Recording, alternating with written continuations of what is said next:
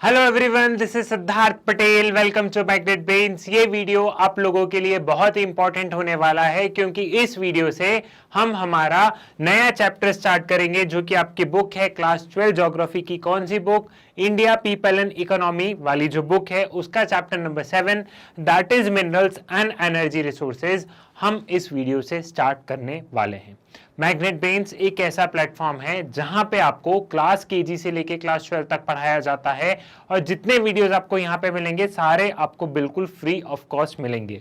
ये बात वैसे बोलने की जरूरत नहीं है क्योंकि आप लोग बहुत पहले से मैग्नेट ब्रेन्स के साथ जुड़े तो आप जानते हैं, लेकिन अगर कोई भी नया बच्चा देख रहा है तो उसे ये बात पता होना चाहिए कि यहाँ पे आपका सारा कॉन्टेंट यहाँ पे मिलेगा और वो भी बिल्कुल फ्री ऑफ कॉस्ट मिलेगा।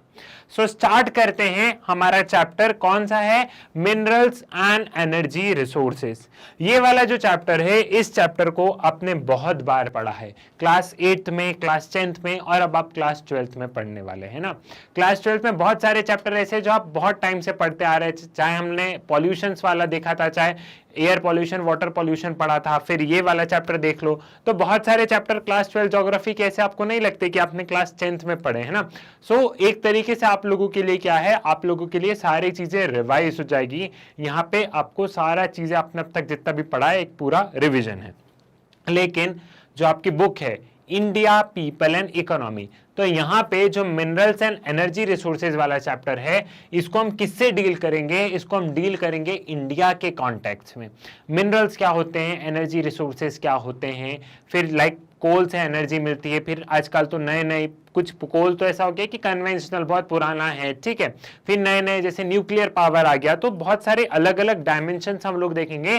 साथ ही साथ हम लोग क्या देखेंगे? हम लोग डिस्ट्रीब्यूशंस देखेंगे। हम लोग डिस्ट्रीब्यूशन देखेंगे कि कहाँ पे कौन सा मिनरल मिलता है इंडिया में, कहाँ पे कौन सा मिनरल है, कहाँ पे कौन से एनर्जी रिसोर्सेज हैं, कोल कहाँ पे हैं, ऑयल फील्ड्स कहाँ पे हैं, ये तमाम चीजें हम यहाँ पे डिस्कस करेंगे। एक चीज आपको ध्यान रखना है कि ये जो चैप्टर है ये टोटली इंडिया के इर्द गिर्द घूमेगा। हम यहाँ पे वर्ल्ड की बात नहीं करेंगे, हम इंडिया के बात करेंगे, इंडिया के पर्सपेक्टिव में बात करेंगे और इंडिया के रिसोर्सेज कहाँ कहाँ डिस्ट्रीब्यूट है उसे करेंगे। साथ ही साथ इसका एक मैप वर्क भी रहेगा, उसका आपको एक सेपरेट वीडियो मिल जाएगा। उसमें हम लोग क्या करेंगे, उसमें मैप वर्क की प्रैक्टिस बहुत सारी कर लेंगे, लेकिन साथ ही साथ मैं आपको इस चैप्टर में भी समझाते चलूंगा कि कहाँ कौन सी ऑयल फील्ड है, कहाँ कौन सा मिनरल्स है। तो मैप वाला हम पार्ट साथ साथ में भी करेंगे और एक सेपरेटली भी आपको एक पूरा वीडियो मिल जाएगा। क्लियर है? स्टार्ट करते हैं, ठीक है। इंट्रोडक्शन से स्टार्ट करते हैं। बेसिकली ये जो वीडियो होने वाला है ये आप लोगों के लिए एक इंट्रोडक्टरी वीडियो है। यहाँ पे हम पूरा माहौल बनाएंगे, हम पूरा चैप्टर के थीम को समझेंगे एंड देन नेक्स्ट वीडियो से हम लोग क्या करेंगे, हम फुल ऑन जोश के साथ में चैप्टर को पढ़ना स्टार्ट करेंगे। अभी हम थोड़ा सा माहौल बनाते हैं, इंट्रोडक्टरी पार्ट है, ठीक है। India is endowed with a rich variety of mineral resources due to its varied geological structure. The vast alluvial plain tract of North India is devoid of mineral of economic use. The mineral resources provide country with a necessary base for industrial development. India में देखा जाए तो एक बहुत vast rich of minerals है, vast variety of minerals हैं। So India में हम कह सकते हैं कि इंडिया का जो जियोलॉजिकल स्ट्रक्चर है उसमें क्या है, मिनरल्स हमें बहुत सारे हैं, हमारी कंट्री में बहुत सारे मिनरल्स हैं, ठीक है। तो मिनरल से हम वेल्थ को जोड़ सकते हैं, बहुत सारे मिनरल है तो मिनरल अल्टीमेटली इंडस्ट्रीज के बेस के लिए काम करती है, ठीक है। सीमेंट, आयरन, ठीक है, कोल ले लो आप और पेट्रोलियम ले लो, तो ये जो सारी चीजें ये क्या है, ये सारी चीजें इंडस्ट्रियल बेस का काम करती है और ये सारे मिनरल्स इंडस्ट्रियल डेवलपमेंट के लिए बहुत ज्यादा हेल्पफुल होते हैं। तो मिनरल को आप वेल्थ से जोड़ सकते हो कि जहां मिनरल्स हैं उस कंट्री में वेल्थ है, उस कंट्री को प्रॉस्परस होगी ही अगर उन मिनरल्स का प्रॉपर यूटिलाइजेशन किया जाए तो। क्लियर? ये चीज आपको यहां पे समझ में आई। अब देखो जो है सेकंड पॉइंट है वो बोल रहा है the vast alluvial plain tract of north India is devoid of mineral of economic use. अब इंडिया एक बहुत बड़ी कंट्री है, अब बहुत बड़ी कंट्री है तो इन द सेंस अगर हम यहां पे देखें तो पूरी कंट्री में हमें एक जैसे मिनरल्स देखने को नहीं मिलते हैं ना। तो ये बताया गया है कि ये जो नॉर्दर्न इंडिया वाला जो पार्ट है, यहाँ पे हमें मिनरल्स उतने रिच देखने को नहीं मिलते हैं। यहाँ पे सेडिमेंट्री रॉक्स, ठीक है, सेडिमेंट्स, ये सारी चीजें ज्यादा हैं। मिनरल्स हमें कहाँ ज्यादा देखने को मिल रहे हैं? मिनरल्स जो हमें देखने को मिल रहे हैं वो सदर्न इंडिया में हमें मिनरल्स थोड़े से ज्यादा देखने को मिलते हैं कंपेरेबल नॉर्थ इंडिया। अगर हम नॉर्थ इंडिया से कंपेयर करें तो ये जो सदर्न वाला पार्ट है, ये वाले पार्ट में, ठीक है, यहाँ पे गुजरात से लेके यहाँ से अगर हम थोड़ा सा नीचे आए तो यहाँ पे हमें मिनरल्स ज्यादा देखने को मिल रहे हैं। जो नॉर्थ इंडिया वाला पार्ट है वहां पे हमें क्या है, वहां हमें सेडिमेंट्स देखने को ज्यादा मिल रहे हैं। ठीक, क्लियर हुआ? ये चीज आपको यहां तक समझ में आ गई है, ये वाली चीज आपको यहां तक क्लियर हो गई है। Now, on the basis of chemical and physical property, minerals may be grouped under two main categories of metallics and non-metallics, which may be further classified as follows. अब देखो minerals का classification होता है, आपने ये classification पहले भी पढ़ा है। अब हम minerals को उनके chemical के basis पे, उनके physical property के basis पे, ठीक है, physical property, कुछ mineral कुछ हम छूने में हमको लगता है कि हाँ, मतलब छूने में हमको लगता है ना कि हार्ड है, ये सॉफ्ट है, तो physical property कैसा है, चुभने वाला है, नुकीला है, कैसा है, सॉफ्ट है, जब हम हाथ में लेते तो फिजिकल प्रॉपर्टी। ठीक है, केमिकल प्रॉपर्टी में भी हम देख सकते हैं कि कुछ कोई सा मिनरल चमक रहा है, कोई सा बहुत धुंधला सा दिख रहा है। ठीक है, तो on the basis of their physical and on the basis of their chemical property हम लोग क्या करते हैं, हम लोग मिनरल्स का क्लासिफिकेशन करते हैं। अब जो मिनरल्स का जो क्लासिफिकेशन हुआ है वो मेटालिक और नॉन मेटालिक में हुआ है। ठीक है, अब मेटालिक को भी हम दो पार्ट में बांट सकते हैं और नॉन मेटालिक को भी हम इन दो में हम लोग डिस्टिंग्विश कर सकते हैं।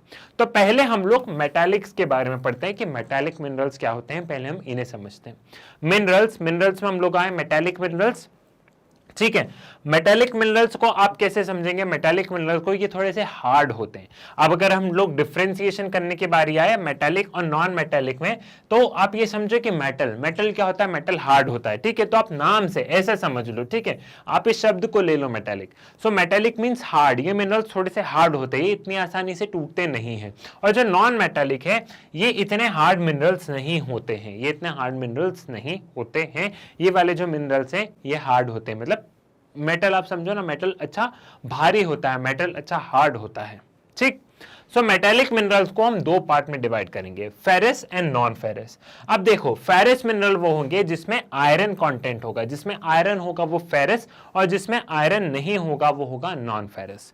फेरस में जैसे हम लोग ले सकते हैं मैग्नीज वगैरह, ठीक है, या नॉन फेरस में हम लोग ले सकते हैं कॉपर, बॉक्साइड, ये सारे हो गए नॉन फेरस मिनरल। तो जहां आयरन कंटेंट ज्यादा होगा वो क्या है, वो है फेरस, और जहां आयरन कंटेंट नहीं होगा वो हो गया नॉन फेरस। ठीक है, नॉन मेटालिक मिनरल्स ये थोड़े से सॉफ्ट होते हैं कंपेरेबल टू मेटालिक मिनरल्स। ठीक है, इसको हम लोग फ्यूल मिनरल्स और अदर मिनरल्स में कैटेगराइज करेंगे। फ्यूल मिनरल्स मतलब कोल हो गया, पेट्रोलियम, नेचुरल गैस, ये सारी क्या हो गई, ये सारी हो गई फ्यूल मिनरल्स। इन सबको हमने क्लासिफाई कर दिया फ्यूल मिनरल्स में। और अदर नॉन मिनरल्स में हम किसे, मीका, लाइमस्टोन, ग्रेफाइट, इन सबको हम लोग ये अदर नॉन मिनरल्स हैं। ठीक है, समझ में आ गया? ये वाली चीज आपको यहाँ पे क्लियर हो गई। अब देखो क्या होगा, कमिंग वीडियोस में हम लोग देखेंगे कि माइका ये कहाँ है, लाइमस्टोन कहाँ पे है, ठीक है, कहाँ कहाँ इनका डिस्ट्रीब्यूशन है। तो हम लोग इन कमिंग वीडियोस, इस चैप्टर के हम लोग जैसे जैसे आगे बढ़ेंगे, तो आपको थोड़ा सा पेशेंस रखना है। हम जैसे जैसे आगे बढ़ेंगे हम एक एक इन मिनरल्स को देखेंगे, इन मिनरल्स की क्या प्रॉपर्टीज हैं, क्या इनको डिस्टिंग्विश करता है दूसरे मिनरल से, इनका इंडिया में डिस्ट्रीब्यूशन कहाँ है, लाइक लाइमस्टोन कहाँ पे पाया जाता है। तो ये हम कमिंग वीडियोज में जैसे जैसे हम लोग चैप्टर में आगे बढ़ेंगे वैसे वैसे हम लोग इनके क्लासिफिकेशन को और अच्छे से समझते जाएंगे। क्लियर है? ये वाला टेबल, ये वाला बॉक्स आपको यहां पे हो गया है क्लियर, ये वाली चीज आपको यहां पे एकदम क्लियर है।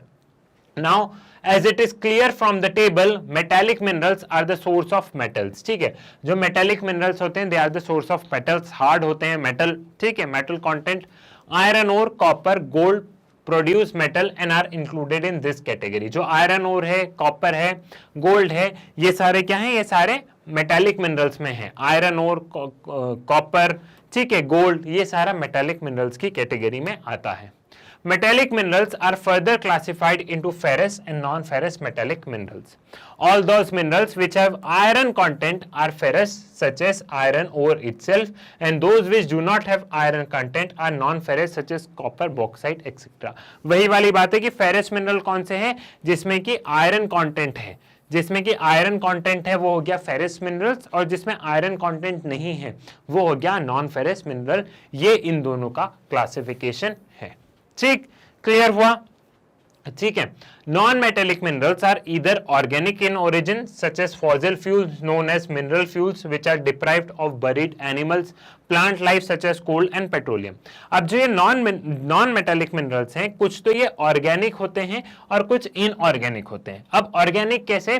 कि कुछ पेड़ के टूटने से, ठीक है, पेड़ के टूटते गिरने से हम बोलते हैं ना कि सब सारी चीजें मिट्टी में मिल जाती है, और अल्टीमेटली क्या होता है, पेड़ गिर गया, फिर वो अल्टीमेटली सॉइल में ही वो कहीं ना कहीं घुल मिल जाता है, तो वो क्या हो गया, वो ऑर्गेनिक हो गया।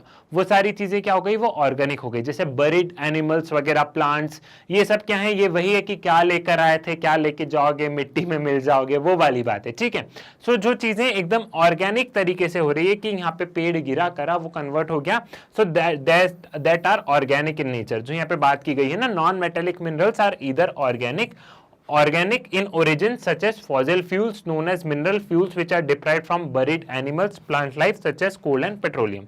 Other type of non-metallic minerals are inorganic in origin such as mica, limestone and graphite. और कुछ inorganic होते हैं जो कि natural process से नहीं बने होते हैं, वो mica, limestone and graphite है, जिनको कि हम इन चैप्टर में जैसे जैसे आगे बढ़ेंगे हम इनको डील करेंगे। क्लियर है? ये वाली चीज आपको यहाँ पे समझ में आ गई है। अब देखो यहां पे minerals have certain characteristics. Minerals की कुछ कैरेक्टरिस्टिक्स होती है, इन्हें देखना है।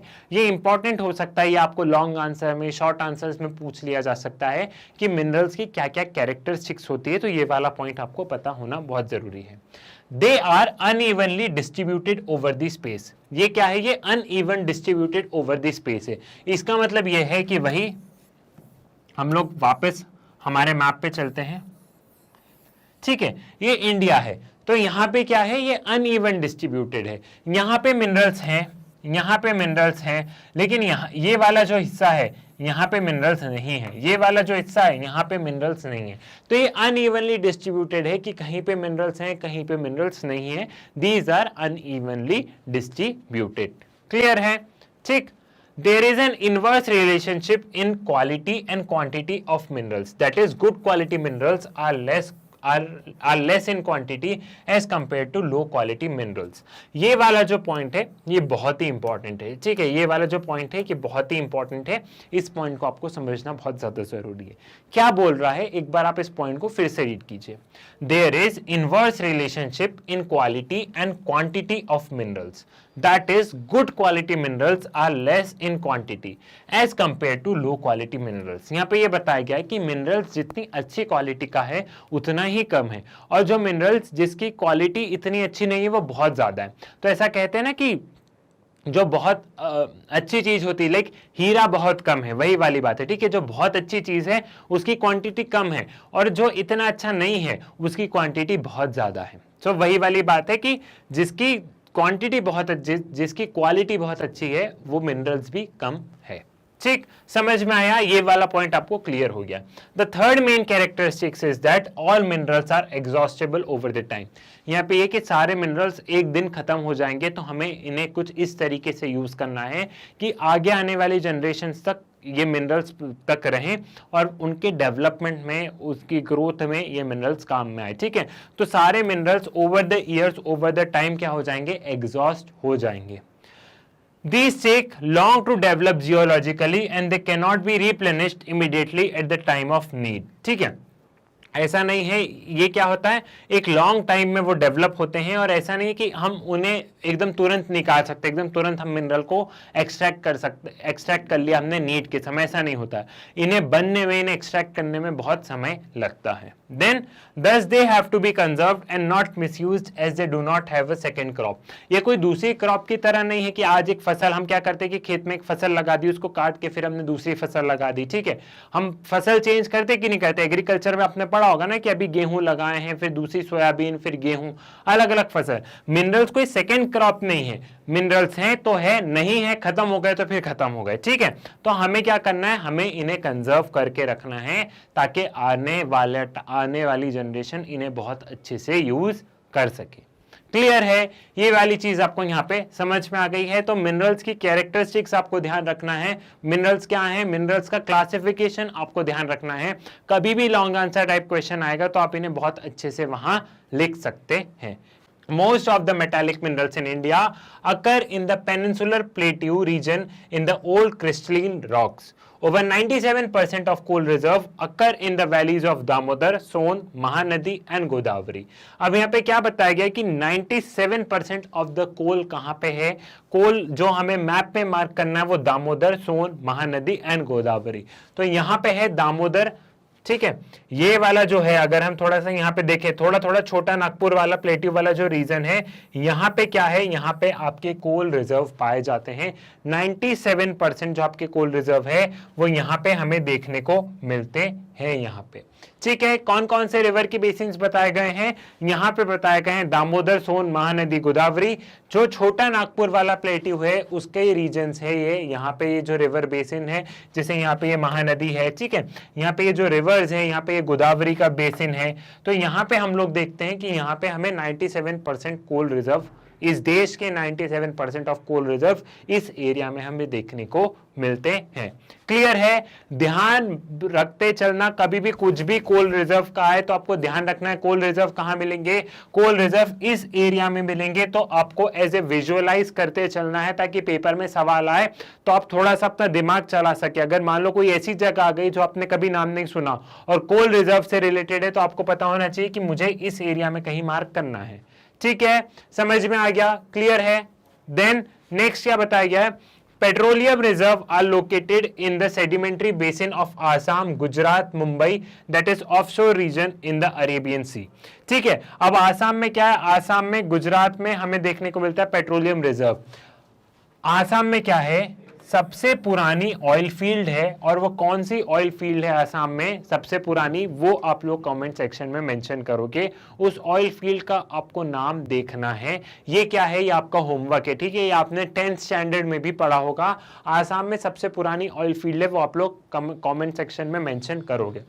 और कहाँ मिलता है हमें, और हम यहाँ पे देखते हैं पेट्रोलियम रिजर्व हमें यहाँ गुजरात में देखने को मिलता है, और यहाँ मुंबई के पास में ऑफशोर, ऑफशोर मतलब समुद्र के अंदर, ठीक है। तो मुंबई के पास में अरेबियन सी में ऑफशोर रीजन में हमें क्या देखने को मिलता है, हमें पेट्रोलियम रिजर्व देखने को मिलता है। ऑफशोर इन द सेंस समुद्र के अंदर से, ठीक है, समुद्र के अंदर हमारे जो पेट्रोलियम रिजर्व है तो वो हमें कुछ यहाँ पे देखने को मिलते हैं। क्लियर है, ठीक है। ये चीजें आपको यहाँ पे क्लियर हो गई है, ये वाली चीज आपको यहाँ पे समझ में आ गई है। Then next, new reserve have been located in the Krishna, Godavari and Kaveri basin. Most of the major mineral resources occur due to east line of linking between Mangalore and Kanpur. New reserve have been located in Krishna, Godavari and Kaveri basin. Most of the major mineral resources occur on the east line linking Mangalore and Kanpur. यहाँ पे क्या बताया गया है कि अगर हम कानपुर, कानपुर कहाँ पे, यहाँ पे कानपुर है, कानपुर से अगर हम मैंगलोर तक आए, ठीक है, कानपुर से अगर हम ऐसे मैंगलोर तक आए तो इसका ईस्ट क्या हुआ, ईस्ट ये हुआ ना कि ईस्ट ये होगा, ये वेस्ट है, ये ईस्ट है। तो यहाँ पे ये बताया गया है कि कानपुर से अगर हम लोग मैंगलोर तक आए तो इसके ईस्ट वाले साइड में हम लोग देखें तो यहाँ पे क्या है, यहाँ पे हमें मेजर मिनरल रिसोर्सेज देखने को मिलते हैं। यहाँ पे हमें मेजर मिनरल रिसोर्सेज हमारे देश के देखने को मिलते हैं। प्रीवियस वीडियो में मैंने आपको ये बताया था कि हमारे जितने भी मिनरल रिसोर्सेज हैं वो हमें नॉर्थ इंडिया में बहुत कम देखने को मिलते हैं क्योंकि यहाँ सेडिमेंट ज्यादा है, ठीक है। और जितने भी हमारे रिसोर्सेज है, मिनरल रिसोर्सेज, वो हमें नीचे वाली साइड में या ईस्ट वाली साइड में देखने को ज्यादा मिलते हैं, ठीक है। तो मेजर मिनरल रिसोर्सेज, जितने भी रिच मिनरल रिसोर्सेज है वो हमें इस एरिया में ज्यादा देखने को मिलते हैं comparable to this area. Clear, समझ में आ गया, ये वाली चीज आपको क्लियर हुई है। Then minerals are generally concentrated in 3 belts in India. There may be some sporadic occurrence here and there in some isolated pockets. यहाँ पे ऐसा बताया गया है कि अगर हम 3 बेल्ट में देखें, अगर हम मिनरल्स को क्लासिफाई करें तो 3 बेल्ट में हमें क्या है, 3 बेल्ट में हमें मेजर मिनरल्स देखने को मिलते हैं। मेजर मिनरल्स का डिस्ट्रीब्यूशन हमें देखने को मिलता है। और कहीं कहीं पे क्या है, कहीं कहीं पे हमें टुकड़े में कुछ कुछ मिनरल्स मिल सकते हैं जिनको कि यहाँ पे स्पोरेडिक के नाम से बताया गया है। इसका मतलब ये कि इन 3 बेल्ट के अलावा कहीं कहीं हमें कुछ टुकड़े टुकड़े में गिने चुने कुछ मिनरल मिल सकते हैं। लेकिन अगर हम मेजर मिनरल्स की बात करें तो 3 रीजन्स में हमें मेजर मिनरल्स देखने को मिलते हैं 3 बेल्ट्स में। ठीक है, कौन कौन से बेल्ट है?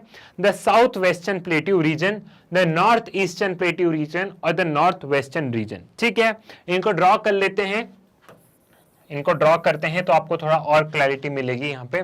ठीक, south western plateau region, south and west. ठीक है, साउथ में चले गए हम, साउथ में एंड वेस्ट में, तो वेस्ट ये वाला साइड हुआ, तो साउथ वेस्टर्न प्लेट्यू रीजन में यहां हमें अच्छे खासे मिनरल्स देखने को मिलते हैं।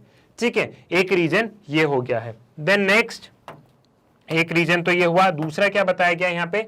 North eastern plateau reason, north और ईस्ट। अब नॉर्थ ईस्ट में यहां तो हमारे बहुत सारे पहाड़ वगैरह, नॉर्थ ईस्टर्न प्लेट्यू कहा गया है, प्लेट्यू रीजन। तो यहां अगर हम छोटा नागपुर प्लेट्यू वगैरह के साइड जाएंगे तो ये वाला जो एरिया है नॉर्थ ईस्टर्न, ये जो प्लेट्यू रीजन है, यहां पे हमें बहुत सारे मिनरल्स देखने को मिलेंगे।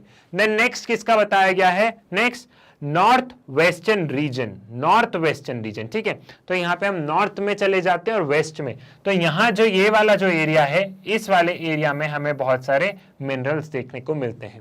तो ये जो 3 बेल्ट है, इन 3 बेल्ट में हमें क्या देखने को मिल रहा है? इन 3 बेल्ट में हमें मेजर मिनरल्स यहां पे हमें देखने को मिल रहे हैं, मेजर डिस्ट्रीब्यूशन ऑफ मिनरल्स हमें इन 3 जगह देखने को मिल रहा है। इसके अलावा क्या है? इसके अलावा हम ये देखते हैं कि बाकी के जो मिनरल्स हैं वो कुछ ऐसे टुकड़े टुकड़े में, कुछ हिमालयाज के आसपास मिलते हैं, तो बाकी के मिनरल्स कुछ ऐसे टुकड़े टुकड़े में हमको मिलते हैं, लेकिन इन 3 बेल्ट्स में हमें मेजर मिनरल्स देखने को मिलते हैं।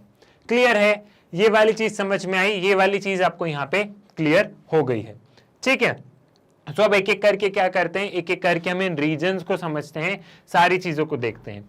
So north eastern plateau region, this belt cover Chota Nagpur, that is Jharkhand, Orissa, West Bengal and parts of Chhattisgarh. तो वही नॉर्थ ईस्टर्न रीजन में यही वाला, ये छोटा नागपुर वाला, यहां पे हमें बहुत सारे मिनरल्स देखने को मिलते हैं। ठीक है, यहां पे हमें बहुत सारे मिनरल्स देखने को मिलेंगे। ठीक, देन नेक्स्ट यहां पे क्या है? South western plateau region, this belt extend over Karnataka, Goa, contiguous Tamil Nadu and uplands of Kerala. So ये वाला बेल्ट कहां पे है? यहां पे इन्होंने बताया गया कर्नाटका, गोवा और यहां पे कुछ तमिलनाडु और केरला का हिस्सा। तो दूसरा बेल्ट हमारा ये रहा, दूसरा बेल्ट हमारा मिनरल्स का ये रहा। अब इसके बारे में थोड़ी सी स्टडी करते हैं कि यहाँ पे क्या क्या है। यहाँ पे तो हमने देखा 97% क्या है, यहाँ पे 97% कोल रिजर्व्स है। यहाँ पे हमें 97% are of coal reserve, 97% coal reserve हमें यहाँ पे देखने को मिला है।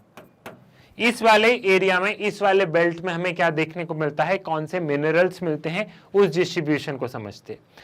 This belt is rich in ferrous metals and bauxite. यहाँ पे फेरस मेटल्स जो रहते हैं जिसमें आयरन कंटेंट ज्यादा रहता है, और बॉक्साइट वो हमें यहाँ देखने को मिलता है। It also contain high grade iron ore, manganese and limestone. These belt lack in coal deposit except Naveli lignite। ठीक है, यहाँ पे क्या है, इस बेल्ट में हमें आयरन ओर, मैंगनीज, लाइमस्टोन ये ज्यादा मिलते हैं। ठीक है, iron ore, manganese, limestone, bauxite ये हमें ज्यादा देखने को मिलता है। लेकिन यहाँ पे क्या है, यहाँ पे हमें कोल रिजर्व देखने को नहीं मिलता है। कोल रिजर्व यहाँ पे बस एक तमिलनाडु में एक जगह है, क्या है, नैवेली नाम से एक जगह है तमिलनाडु में, बस वहां हमें कोल रिजर्व देखने को मिलता है। तो ये जो जगह है इसको आपको मैप में मार्क करना है कि ये वाली जो जगह है तमिलनाडु की एक जगह है, और यहाँ पे सिर्फ एक ही जगह कोल मिलता है, बाकी कोल कहाँ पे मिल रहे हैं, बाकी सारे कोल इस रीजन में मिल रहे हैं। ठीक है, सो ये रेयर जगह है जहां पे तमिलनाडु में कोल मिल रहा है, तो इस जगह को आपको लोकेट करना है, इस जगह को आपको लोकेट करते आना चाहिए। ठीक, क्लियर हुआ? Then this belt do not have diversified mineral deposit as in northeastern belt. Kerala has deposit of thorium bauxite clay. Goa has iron ore deposit. अब यहाँ पे क्या है, यहाँ पे डाइवर्सिफाइड मिनरल नहीं है जैसा कि हम नॉर्थ ईस्टर्न बेल्ट में देखते हैं। यहाँ पे बहुत अलग अलग तरीके की मिनरल्स है, लेकिन यहाँ पे बहुत ज्यादा डाइवर्सिफाइड मिनरल नहीं है comparable to north eastern region. जैसे गोवा में हमें क्या देखने को मिलेगा, गोवा में सिर्फ हमें आयरन ओर देखने को मिलेगा, एक जगह हमें सिर्फ लाइमस्टोन देखने को मिलेगा, केरला में हमें बॉक्साइट वगैरह देखने को मिलेगा, लेकिन डाइवर्सिफिकेशन ज्यादा मिनरल्स हमें यहाँ पे देखने को मिलते हैं कंपेरेबल टू इस वाले एरिया में। क्लियर, समझ में आ गया, ये वाली चीज आपको यहाँ पे क्लियर हो गई है। देन नेक्स्ट यहाँ पे हम लोग क्या देख रहे हैं, अब हम लोग बात कर रहे हैं north western region. This belt extend along Aravalli in Rajasthan and parts of Gujarat, and minerals are associated with Dharwad system of rock, copper, zinc have major mineral। अब ये जो नॉर्थ वेस्टर्न रीजन है कहाँ पे, ये गुजरात और थोड़ा सा राजस्थान की अरावली हिल्स जो है, अरावली रेंज, ये रहा हमारा बेल्ट, ठीक है। इस बेल्ट में हमें और मिनरल्स देखने को मिलते हैं। ये हमारे 3 बेल्ट यहाँ पे रहे। Rajasthan is rich in building stone, sandstone, granite, marble. Rajasthan में सैंडस्टोन है, ग्रेनाइट है, मार्बल है, ये देखने को मिलता है। Gypsum and fuller's earth deposit are also extensive. Gujarat is known for its petroleum deposit, ठीक है। And you may be knowing that Gujarat and Rajasthan have rich sources of salt. Gujarat में हमें पेट्रोलियम रिसोर्सेज देखने को मिलता है और सॉल्ट। सॉल्ट क्यों, यहाँ पे समुद्र है तो ये यहाँ पे सॉल्ट भी एक तरीके का मिनरल सी है, तो इसलिए सॉल्ट यहाँ पे। और राजस्थान में कैसे सॉल्ट, राजस्थान में आपको पता है यहाँ पे क्या है, सांबर लेक है। सांबर लेक है ना, तो वहां से सॉल्ट एक्सट्रैक्ट किया जा सकता है। आपको पता है कि वहां पे बहुत सॉल्टी लेक है। तो राजस्थान और गुजरात सॉल्ट के मामले में भी बहुत ज्यादा क्या है, बहुत ज्यादा फेमस है यहाँ पे, ठीक है। ये बहुत ज्यादा यहाँ पे फेमस है। तो ये 3 रीजन रहे जो कि बहुत ज्यादा इंपॉर्टेंट है। कौन कौन से 3 रीजन है, अगर हम वापस जाएं तो ये 3 रीजन हमें यहाँ पे देखने को मिलेंगे। कौन कौन से 3 रीजन है, south western, north eastern and north western, ठीक है। South western, north eastern and north western, ये 3 रीजन जहां पे हमें सबसे ज्यादा मिनरल्स देखने को मिलते हैं। क्लियर है, इतना आपको यहाँ पे समझ में आ गया है। देन नेक्स्ट हमें क्या देखना है, नेक्स्ट हमें यहाँ पे जो मैंने बताया था ना कि कुछ मिनरल्स ऐसे हैं कि जो कि स्प्रेड है, मतलब इतने ज्यादा नहीं है लेकिन कुछ कुछ जगह पे और मिनरल्स मिलते हैं। अपार्ट फ्रॉम दीज 3 प्लेसेस, इन 3 जगह को छोड़ के, इन 3 बेल्ट को छोड़ के अगर हम देखेंगे तो कुछ और भी हमें मिनरल्स देखने को मिलते हैं। अब हमें उन्हें देखना है कि वो कहाँ डिस्ट्रीब्यूटेड है। The Himalayan belt is another mineral belt where copper, zinc, lead, cobalt, ठीक है, ये हमें यहाँ पे देखने को मिलता है। तो यहाँ पे हम क्या देखते हैं कि ये जो हिमालयन बेल्ट है, यहाँ पे हमें और मिनरल्स देखने को मिलते हैं। ये जो पूरा हिमालयन बेल्ट है, यहाँ पे भी हमें और मिनरल्स देखने को मिलते हैं। They occur on both eastern and western side, ये वेस्टर्न साइड भी हमें देखने को मिल रहा है और ईस्टर्न साइड भी हिमालयन बेल्ट में हमें यहाँ पे बहुत ज्यादा मिनरल्स देखने को मिल रहे हैं। Assam Valley has oil deposit beside oil resources are also found in offshore areas near Mumbai coast, जिसे कि हम मुंबई हाई के नाम से जानते हैं। आसाम में क्या है, ऑयल डिपॉजिट्स है और आसाम में सबसे पुराना ऑयल वाली वो है मिनरल्स की, ठीक है। तो आपको वो बताना है। और हमें ऑयल कहाँ पे मिलता है, ऑयल हमें यहाँ पे जो अरेबियन सी में, ये जो मुंबई के पास जो इसका ऑफशोर रीजन है, यहाँ पे भी हमें पेट्रोलियम मिलता है। यहाँ पे भी जो ऑफशोर समुद्र के अंदर, यहाँ पे हमें पेट्रोलियम देखने को मिलता है। सो ये था पूरा मिनरल्स का डिस्ट्रीब्यूशन, ठीक है। आई थिंक ये आपको तीनों बेल्ट ध्यान रह गए होंगे। आपको इन तीनों बेल्ट को ध्यान करना है। विजुअलाइजेशन आपको अच्छे से स्ट्रॉन्ग करनी है कि कहाँ क्या मिल सकता है। यहाँ पे कोल मिलेगा, यहाँ पे ये मिलेगा, यहाँ पे सॉल्ट, पेट्रोलियम, ये सारी चीजें मिलेगी। तो आपको इसे ध्यान रखना है, ठीक है, ताकि कभी भी मार्क करने का है तो आप बहुत अच्छे से मार्क कर पाए। ठीक, क्लियर हुआ। फेरस मिनरल्स क्या होते हैं, फेरस मिनरल्स वो मिनरल्स होते हैं जहां पे आयरन ओर का कंटेंट ज्यादा होता है, जहां पे आयरन ओर होता है। हम लोग मिनरल्स को कैसे कैटेगराइज करते हैं, मिनरल्स को कैटेगराइज करते हैं, छोटा सा एक ब्रीफ में हम लोग थोड़ा सा रिवाइज कर लेते हैं। मिनरल्स को मैं मेटालिक में और किसमें डिवाइड कर दूंगा, नॉन मेटालिक में। मिनरल्स को मेटालिक एंड नॉन मेटालिक, और मेटालिक मिनरल्स को मैं और किसमें करूंगा, ferrous and non ferrous, ferrous and non ferrous में इनको ऐसे डिवाइड कर दूंगा। फेरस कौन से होते हैं, फेरस मिनरल्स वो होते हैं जिसमें आयरन ओर का कंटेंट होता है, जिसमें आयरन ओर का कंटेंट ज्यादा होता है, और इसमें आयरन का कंटेंट बहुत कम होता है, बिल्कुल नहीं होता है। ठीक, ये इन दोनों का डिफरेंस है, ये चीज आपको यहाँ पे समझ में आ गई। सो इस वीडियो में हम लोग बेसिकली फेरस मिनरल्स पे सबसे ज्यादा फोकस करेंगे। इन फेरस मिनरल्स को हम लोग बहुत अच्छे से समझेंगे। ठीक है, स्टार्ट करते हैं। ठीक, so ferrous minerals such as iron ore, manganese, chromite etcetera provide a strong base for development of metallurgical industries. Our country is well placed in respect of ferrous minerals both in reserves and production. जो ferrous minerals है वो बहुत ज़्यादा important है, like एक उसी iron content ज़्यादा होता है तो उसी से iron and ore industry, steel industry, ये सारी चीज़ें इन मिनरल्स पे डिपेंडेंट होती है। लेकिन खुशी की बात ये है, मतलब एक अच्छी बात ये है कि इंडिया में क्या है, इंडिया में फेरस मिनरल्स बहुत अच्छे हैं, रिजर्व भी बहुत सही है और हमारे यहाँ जो इनका प्रोडक्शन है वो भी बहुत सही है। तो रिजर्व एंड प्रोडक्शन, इनकी इंडस्ट्रीज वगैरह ये भी अच्छी खासी और रिजर्व भी बहुत अच्छा खासा है और हम लोग इसे एक्सपोर्ट भी करते हैं। सो इंडिया, अगर आप फेरस मिनरल्स में कहो तो बहुत क्या बोलते हैं कि सोने पे सुहागा है, इंडिया में बहुत ज्यादा फेरस मिनरल्स है। क्लियर, ये चीज आपको यहाँ पे समझ में आई। अब फेरस मिनरल्स में हम सबसे पहले आयरन ओर की बात करेंगे, ठीक है। India is endowed with fairly abundant resources of iron ore. It has largest reserve of iron ore in Asia. पूरे एशिया में सबसे ज्यादा अगर आयरन ओर का रिजर्व कहीं पे है तो वो इंडिया में है। पूरे एशिया में सबसे ज्यादा आयरन ओर का कहीं पे रिजर्व्स है तो वो कहां पे, वो इंडिया में है। The two main types of ore found in our country are hematite and magnetite. ठीक है, अलग अलग तरीके के, जैसे अलग अलग तरीके के ओर्स होते हैं, अलग अलग तरीके के आपने पढ़ा होगा क्लास 10 स्टैंडर्ड में भी। तो दो तरीके के हमको इंडिया में सबसे ज्यादा देखने को मिलते हैं, haematite and magnetite. And magnetite एक अच्छी क्वालिटी का होता है, दोनों अच्छी क्वालिटी के, मैग्नेटाइट और अच्छी क्वालिटी का है। सो हम इसे क्या करते हैं, हम इसे एक्सपोर्ट करते हैं। It has great demand in international market due to its superior quality. India का जो आयरन ओर है वो बहुत अच्छी क्वालिटी का है। जैसे कि हमने देखा कि दो तरीके की आयरन ओर इंडिया में मिलते हैं, बहुत तरीके के होते हैं लेकिन ये दो तरीके के ज्यादा पाए जाते हैं और ये सुपीरियर क्वालिटी के हैं। तो इंटरनेशनल मार्केट में अच्छी खासी डिमांड है, हम लोग इसे एक्सपोर्ट करते हैं, अल्टीमेटली इससे हमारी इकोनॉमी ही डेवलप होती है। The iron ore mines occurs in close proximity to the coal field in northeastern plateau region of the country, which adds to their advantage. About 95% of total reserve of iron ore are located in the state of Odisha, Jharkhand, Chhattisgarh, Karnataka, Telangana, Andhra Pradesh and Tamil Nadu. Iron ore mines अधिकतर कहां देखी जाती है, जहां पे कोल reserve ज्यादा है, जहां पे कोल रिजर्व ज्यादा है, जहां पे कोल माइंस ज्यादा है, वहां पे आयरन ओर्स माइंस है इंडिया में।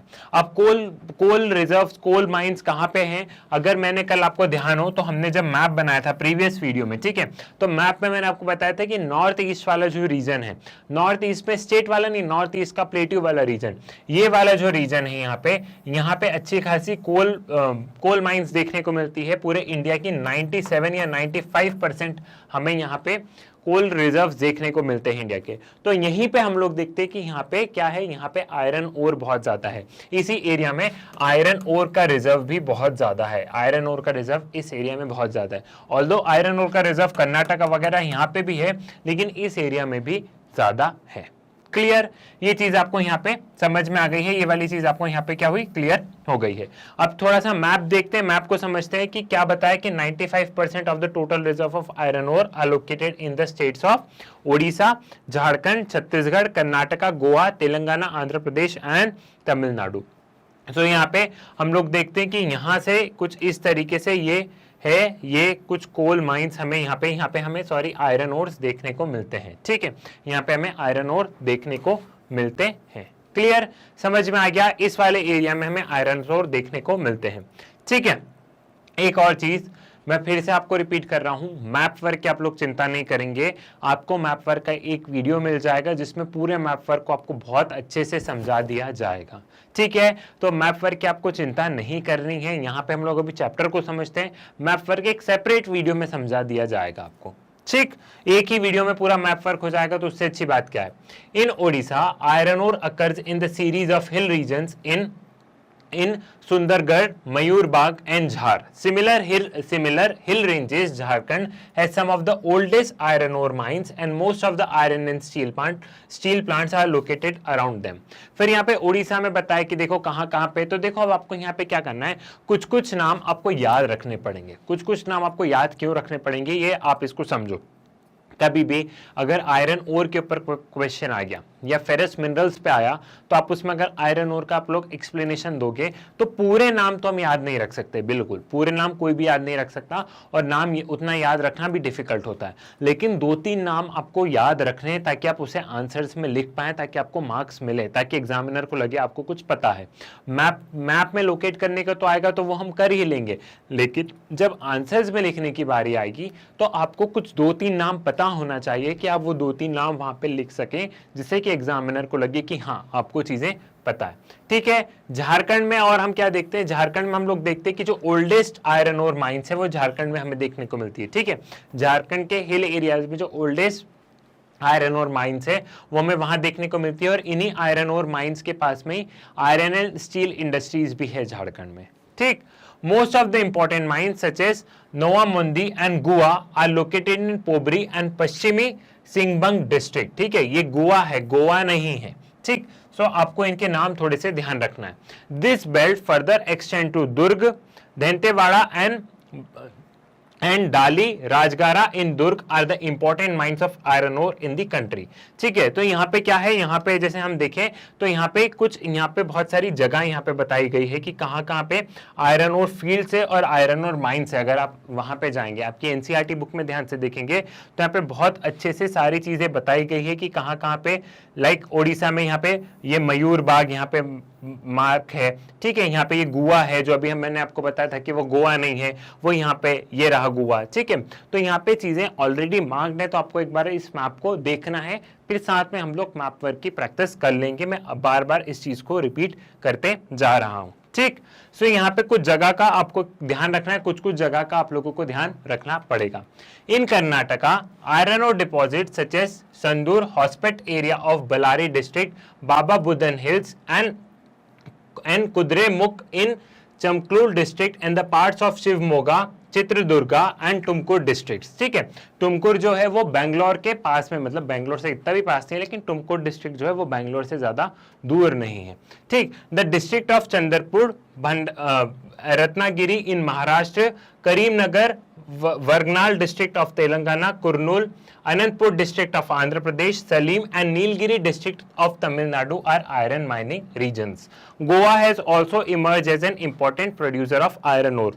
गोवा में भी इंपॉर्टेंट प्रोड्यूसर्स है आयरन ओर के। ठीक है, जैसे ये देखो यहाँ पे ये टुमकुर रीजन है, और यहीं पे ज्यादा दूर नहीं, मतलब ऐसे तो दूर है लेकिन ज्यादा दूर यहाँ पे नहीं है, यहाँ पे बेंगलुरु है। ठीक, सो यहाँ पे ये शिवमोगा, ठीक है, शिवमोगा, ये जो है मंगलुरु, यहाँ पे जो जगह है ये, यहाँ पे ये आयरन ओर फील्ड, यहाँ पे ये कर्नाटका की फील्ड है, और यहाँ पे ये गोवा वाले रीजन में, यहाँ पे ये गोवा वाले रीजन में हमें आयरन ओर माइंस और आयरन ओर इंडस्ट्रीज, ये सारी चीजें हमें यहाँ पे देखने को मिलती है।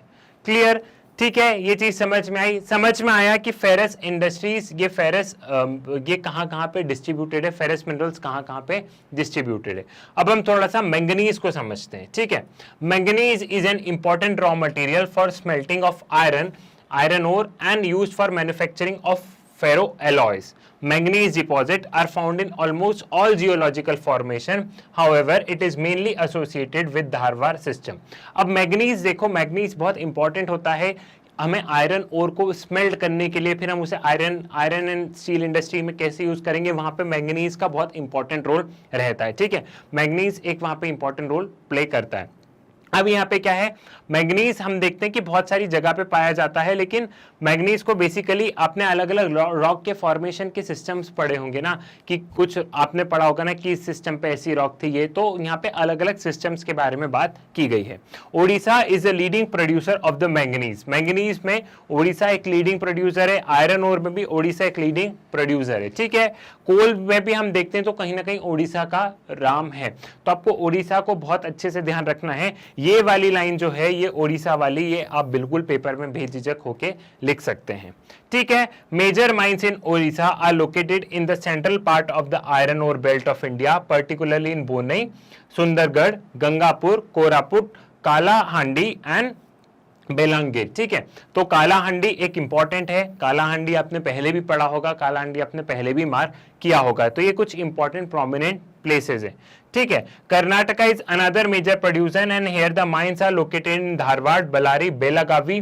ठीक है, देन शिवमोगा, चित्रदुर्गा एंड तुमकुर, यहाँ पे भी हमें क्या देखने को मिलता है, यहाँ पे भी हमें मैंगनीज देखने को मिलता है। सो यहाँ पे ये कुछ कर्नाटका और उड़ीसा का यहाँ पे जो था उसे हम देख लेंगे, उसे हम जब मैप वर्क में मार्क करेंगे तो हम इन सभी जगह को अच्छे से लोकेट कर लेंगे। और जो जो इंपॉर्टेंट प्लेसेस है, अब आप बोलोगे कि सर इतनी सारी जगह हम कैसे याद करेंगे, कुछ जगह आप लोग याद कर लो जो आपको पेपर में लिखना है, बाकी एग्जाम पॉइंट ऑफ व्यू से कि सीबीएसई की कौन कौन सी जगह फेवरेट है, कहां से क्वेश्चंस आ सकते हैं, हम उन्हें बहुत अच्छे से मार्क कर लेंगे, ठीक है। क्योंकि सारी जगह तो एकदम इतना मार्क करना आप लोगों के लिए भी मुश्किल हो जाएगा, लेकिन जो बहुत ही इंपॉर्टेंट है, जहां से हमें पता है कि सीबीएसई बहुत ज्यादा क्वेश्चन पूछता है, जहां पे ये बहुत ही इंपॉर्टेंट प्लेसेस है, उनको हम इत्मीनान से अच्छे से मार्क कर लेंगे। तो आप इस चीज की चिंता ना करें, ठीक। Maharashtra is also an important producer of manganese which is mind in Nagpur and Nagpur, Bandara and Ratnagiri district. The disadvantage of this mines is that they are located far from the steel plants. The manganese belt of Madhya Pradesh extend in a belt in Balaghat, Chindwara, Nimad, Mandla and Jhabua district. तो ये मध्य प्रदेश के जो south की district है, अगर आप मध्य प्रदेश के map को साउथ में देखोगे तो बालाघाट, चिंदवाड़ा, निमाड़, मंडला, झाबुआ, ये मध्य प्रदेश के साउथ की ये डिस्ट्रिक्ट है, तो वहां पे हमें देखने को मिलता है। तेलंगाना, गोवा, झारखंड, यहाँ पे भी हमें मैंगनीज देखने को मिलता है। अब इसका एक डिसएडवांटेज ये है कि ये जो माइंस है, ये माइंस दूर है, किससे, स्टील प्लांट से दूर है, ठीक है। ये जो माइंस है मैंगनीज जो जहां पे हमें मिल रहा है वो स्टील प्लांट से बहुत दूर है। तो ये डिसएडवांटेज में कैसा है, इन्हें स्टील प्लांट तक ले जाने के लिए ट्रांसपोर्टेशन में रुपए लगेगा ना। ऐसा तो नहीं है कि वहीं से खोद के उनको वहीं पे रख लिया, उन्हें हमें एक जगह पहुंचाना तो पड़ेगा। सो दूर है तो यहाँ पे ट्रांसपोर्टेशन का एक क्या है, कॉस्ट जुड़ जाएगा वहां पे, तो ये इसका डिसएडवांटेज हो गया। नॉन फेरस मिनरल्स क्या होते हैं? नॉन फेरस मिनरल्स वो होते हैं जिसमें आयरन कंटेंट नहीं होता है, ठीक है। फेरस मिनरल्स वो होते हैं जिनमें आयरन कंटेंट ज्यादा होता है, और नॉन फेरस वो होते हैं जिसमें आयरन कंटेंट नहीं होता है, ठीक है। क्लियर हुआ? एक चीज और जो मैं आपको बार बार रिपीट कर रहा हूं कि इस चैप्टर का मैप वर्क आपको अच्छे से कब मिलेगा, ये जब पूरा चैप्टर जैसे ही कंप्लीट होगा, आपको एक ही वीडियो में पूरे ज्योग्राफी का मैं आपको मैप वर्क दे दूंगा, ठीक है। तो एक ही वीडियो में हम सारा मैप वर्क बहुत अच्छे से सॉल्व कर लेंगे। तो आप मैप वर्क को लेके बिल्कुल भी चिंतित ना हो कि अभी मैप वर्क हुआ नहीं है, कैसे होगा। मैप वर्क को लेके आपको चिंतित नहीं होना है, वो मेरा टेंशन है, आपको मैप वर्क का वीडियो मिल जाएगा समय से, ठीक है। So non ferrous minerals, India is poorly endowed with non ferrous metallic minerals except bauxite. अब यहाँ पे ये बताया गया कि नॉन फेरस जो मिनरल्स हैं वो इंडिया में बिल्कुल भी बहुत कम पाए जाते हैं। एक बॉक्साइड ही ऐसा है जो कि इंडिया में अच्छा खासा मिलता है, बाकी सारी चीजें नहीं मिलती है। क्लियर? इतना समझ में आया? फेरस मिनरल्स में हमने क्या देखा था कि फेरस मिनरल्स इंडिया में बहुत सारे हैं, इंडिया में बहुत सारे, एशिया में हमारे पास में सबसे ज्यादा है, उसमें हमारा नंबर लगता है, ठीक है, हम एक्सपोर्ट्स करते हैं। लेकिन वही जब बारी आती नॉन फेरस मिनरल्स की तो इंडिया में नहीं मिलते हैं एक्सेप्ट बॉक्साइट। बॉक्साइट अच्छा खासा इंडिया में देखने को मिलता है, बाकी सारे मिनरल्स है लेकिन बहुत ऐसे कहते हैं ना टुकड़ों में ना के बराबर है, ठीक है। So bauxite is an ore which is use in manufacturing of aluminium.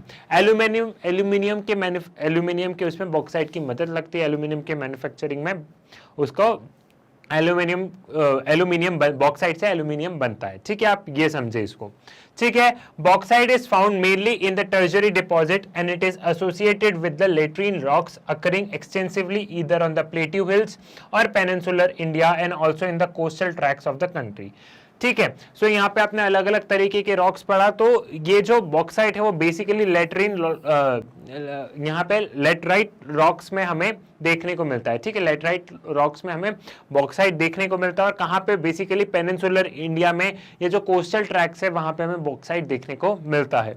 Odisha happened to be the largest producer of bauxite. Odisha में अगेन, ओडिशा बहुत इंपॉर्टेंट है। अगर आप लोग मिनरल्स के बारे में हम लोग बात कर रहे हैं तो मिनरल्स के मामले में चाहे फेरस हो चाहे नॉन फेरस हो, ओडिशा एक बहुत इंपॉर्टेंट स्टेट है मिनरल्स के डिस्ट्रीब्यूशन के मामले में, ठीक है। सो ओडिशा को आपको हमेशा ध्यान रखना है। Kalahandi and Sambalpur are the leading producer. Kalahandi and Sambalpur जो ओडिशा में है वो वहां पे हम क्या है, एक लीडिंग प्रोड्यूसर है बॉक्साइट के मामले में। The other two area which have been increasing their production are Bolangir and Koraput, ठीक है। ये दो एरिया में क्या है, दो एरिया में हमें अभी इंक्रीजिंग प्रोडक्शन, जैसे ये कोरापुट ये आपको दिख गया, ठीक है, यहाँ पे देखने को मिलता है। बॉक्साइट हमें कहीं कहीं पता है, अमरकंटक जो है ना, अमरकंटक जो मध्य प्रदेश, अमरकंटक प्लेट्यू जो मध्य प्रदेश और छत्तीसगढ़ की बॉर्डर पे वहां हमें बॉक्साइट देखने को मिलता है। मध्य प्रदेश में ये जो कटनी है यहाँ हमें बॉक्साइट देखने को मिलता है। ठीक है, सो ये कुछ इंपॉर्टेंट जगह है जहां हमें बॉक्साइट देखने को मिलता है। क्लियर, समझ में आया? ये वाली चीज क्लियर हुई। मैप वर्क में मैं आपको सारी चीज मार्क करवा दूंगा और जो जो भी इंपॉर्टेंट पॉइंट्स है जहां जहां आपको लगता है कि सीबीएसई हमसे क्वेश्चन पूछ सकता है वो सारे पॉइंट्स भी हम लोग अच्छे से लोकेट कर लेंगे। Gujarat, Chhattisgarh, Madhya Pradesh and Maharashtra are the major producer. Bhavnagar, Jamnagar in Gujarat have the major deposit. Chhattisgarh have bauxite deposit in Amarkantak Plateau, while Katni, Jabalpur area and Balaghat in MP have important deposit of bauxite। वही मैंने अमरकंटक प्लेट्यू आपको बताया, कटनी, जबलपुर यहाँ पे हमें देखने को मिलता है। ठीक है, Thane, Ratnagiri, Satara, Pune, Kolhapur in Maharashtra are the important producer. Maharashtra की कुछ जगह, Tamil Nadu, Karnataka, Goa are the minor producer of the bauxite. ये माइनर प्रोड्यूसर्स हैं, कर्नाटका, गोवा, तमिलनाडु। यहाँ पे हम फेरस मिनरल्स में देख रहे थे कि यहाँ पे कर्नाटका में तुमकुर, शिवमोगा, यहाँ पे बहुत सारे में फेरस मिनरल्स मिल रहे थे, लेकिन नॉन फेरस मिनरल्स की बात आती तब ये माइनर प्रोड्यूसर में आ जाता। तब क्या होता है, तब ये माइनर प्रोड्यूसर में आ जाते हैं। प्रीवियस वाले वीडियो देखते आ रहे हो कि नहीं आ रहे हो, जो वीडियोज बन गए हैं उन वीडियोज को देखते आना, क्योंकि मैंने आपको बहुत छोटी छोटी चीजें कई बार बताई है जो कि आप इग्नोर कर सकते हैं। ये मैंने अमरकंटक, प्लेट्यू, कटनी, ये सारी चीजें मैं आपको ऑलरेडी बता चुका हूं। ठीक है, अब बारी आती कॉपर की। कॉपर के बारे में समझ लेते हैं, कॉपर कहाँ है। देखो यहाँ पे कुछ कुछ जगह आपको याद रखनी पड़ेगी। मैंने आपको जैसे प्रीवियस वीडियो में बताया कि कभी भी क्वेश्चन आएगा, अब जरूरी तो नहीं है, मतलब मैप वर्क तो हमारा 5 नंबर का आ गया, लेकिन उसके अलावा भी तो हमें क्वेश्चंस आएंगे ना। तो वो क्वेश्चंस में मान लो कि बॉक्साइट पे लिखने को आ गया, तो आपको 2-3 जगह पता होगी तो लिखोगे ना, नहीं तो लिखोगे क्या। तो आपको कुछ 2-3 जगह का नाम तो याद रखना पड़ेगा। सारी जगह का बिल्कुल याद मत रखो, लेकिन 2-3 जगह का नाम आपको बिल्कुल याद रखना पड़ेगा। Copper is an indispensable metal in the electric industry for making wire, electric motor, transformer and generator. It is also mixed with gold to strengthen the jewelry. ठीक है, कॉपर तो इलेक्ट्रिक वो वायर वगैरह बनाने में, गोल्ड में हम लोग मिक्स कर देते हैं इसको। ठीक है, तांबा, ठीक है, जिसको कि वो मजबूत रहे, ठीक, जिसे हम गोल्ड में मिक्स कर रहे हैं। इलेक्ट्रिक वायर, इलेक्ट्रिक अप्लायंसेज में हम इसे यूज करते हैं, तांबा वगैरह बोलते हैं ना जिसे हिंदी में, समझ गए ना, तांबा आपने देखा होगा इसलिए। The copper deposit mainly occur in Singhbhum district in Jharkhand, Balaghat district in Madhya Pradesh, Jhunjhunu district and Alwar district in Rajasthan. Minor producer of copper are in Agnigundala in Guntur district Andhra Pradesh, Chitradurga and Hassan district in Karnataka and South एक्रोड डिस्ट्रिक्ट इन तमिलनाडु। ठीक है, तो यहाँ पे आंध्र प्रदेश हो गया, तमिलनाडु हो गया एंड कर्नाटका, ये माइनर प्रोड्यूसर हो गए। और राजस्थान, मध्य प्रदेश में हमें इनके थोड़े से मेजर डिपॉजिट देखने को मिलते हैं।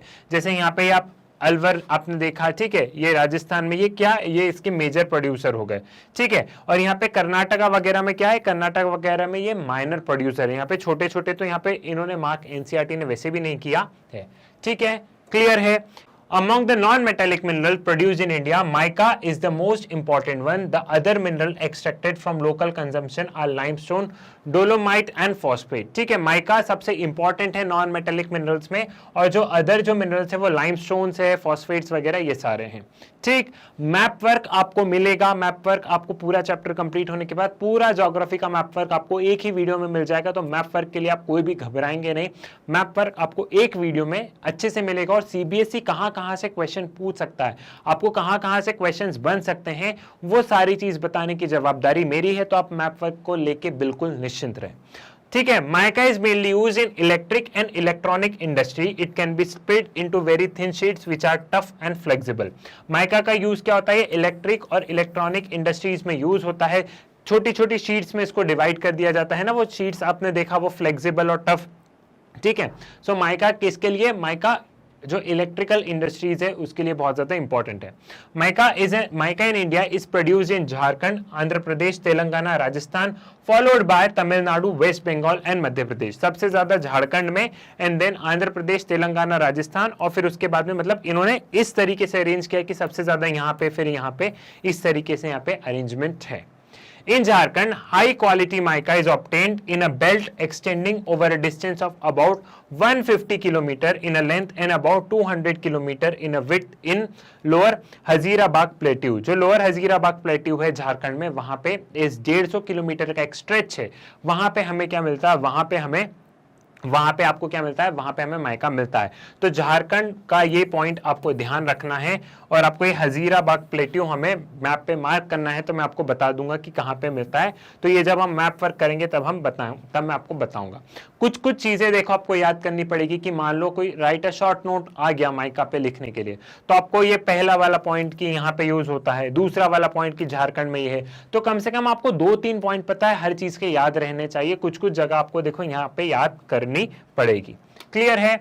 इन Andhra Pradesh Nellore district produce the best quality of mica. In Rajasthan mica belt extend about 320 kilometres from Jaipur to Bhilwara and around Udaipur. ठीक है, तो आंध्र प्रदेश में और वहां पे कहां पे मिलता है, राजस्थान में हम लोग देखते हैं जयपुर से भिलवाड़ा और भिलवाड़ा से ऐसे उदयपुर। एक ये जो बेल्ट है 320 किलोमीटर का, इस 320 किलोमीटर के बेल्ट पे हमें माइका का अच्छा खासा देखने को मिलता है। Mica deposit also occur in Mysore and Hassan district of Karnataka, Coimbatore, Tiruchirappalli, Madurai and Kanyakumari in Tamil Nadu. ठीक है, रत्नागिरी इन महाराष्ट्र और वेस्ट बंगाल में हमें देखने को मिलता है। तो माइका का यहाँ पे जो डिस्ट्रीब्यूशन है वो हमें देखने को इन जगह पे मिलता है। माइका हमें इलेक्ट्रिक अप्लायंसेस और इलेक्ट्रिक इंडस्ट्रीज के लिए माइका बहुत ज्यादा हेल्पफुल होता है। इनका डिस्ट्रीब्यूशन आपको मैप वर्क पे करवा दिया जाएगा, उसके लिए आप एकदम निश्चिंत रहेंगे आपको मैप वर्क का एक वीडियो में, और इतना अच्छा मिलेगा कि आप भी तारीफ करोगे, वाह सर बहुत अच्छे से मैं आपको सारी चीजें समझा दूंगा। Mineral fuels are essential for generation of power required by agriculture, industry, transport and other sector of economy. ठीक है, एनर्जी क्यों जरूरी, एनर्जी बिजली, ठीक है, क्यों जरूरी, क्योंकि सारे सेक्टर ऑफ द इकोनॉमी, क्यों जरूरी, सारे सेक्टर ऑफ द इकोनॉमी इस पे डिपेंडेंट है, चाहे इंडस्ट्री हो, एग्रीकल्चर हो, ट्रांसपोर्ट सेक्टर हो, सारी चीजें किस पे, सारी चीजें एनर्जी पे डिपेंडेंट है।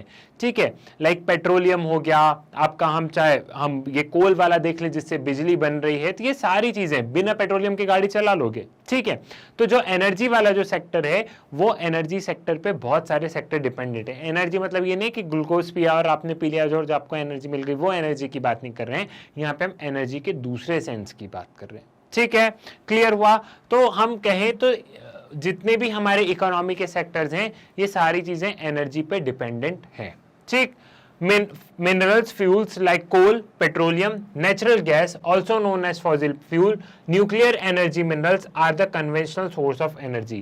जितने भी कोल है, पेट्रोलियम है, नेचुरल गैसेस हैं, they are the conventional source of the energy. अब ये जो न्यूक्लियर एनर्जी है, ये न्यूक्लियर एनर्जी नॉन कन्वेंशनल में आजकल आने लग गया है, क्योंकि ये बेसिकली क्लीन भी होता है। ठीक है, सो ये यहाँ पे मैंने जानबूझ के ये लाइन मैंने यहाँ पे ऐड की ताकि ये एनसीईआरटी की कुछ चीजें कई बार इधर उधर हो जाती है, तो आप इस चीज को ध्यान रखेंगे। ठीक है, तो न्यूक्लियर एनर्जी हम लोग कन्वेंशनल में नहीं पढ़ेंगे, हम न्यूक्लियर एनर्जी को बाद में पढ़ेंगे। ठीक है, सो जो ये फ्यूल्स है, कोल है, पेट्रोलियम है, नेचुरल गैस है, these are the conventional source of energy. ये कैसे बने हैं, कैसे बनते ये लोग, एक समय पे बहुत समय पे एक पेड़ वहां पे गिर गया, या कोई भी हम लोग देख रहे जानवर वगैरह कोई मर गया, तो वहां पे बहुत समय तक वो रखा रहा, उनके वो अल्टीमेटली क्या होता है, अल्टीमेटली वहां पे वो ऑयल बन जाता है। कुछ भी जो हम लोग कहते हैं वो कहीं ना कहीं एनर्जी का एक रूप ले लेता है वहां पे।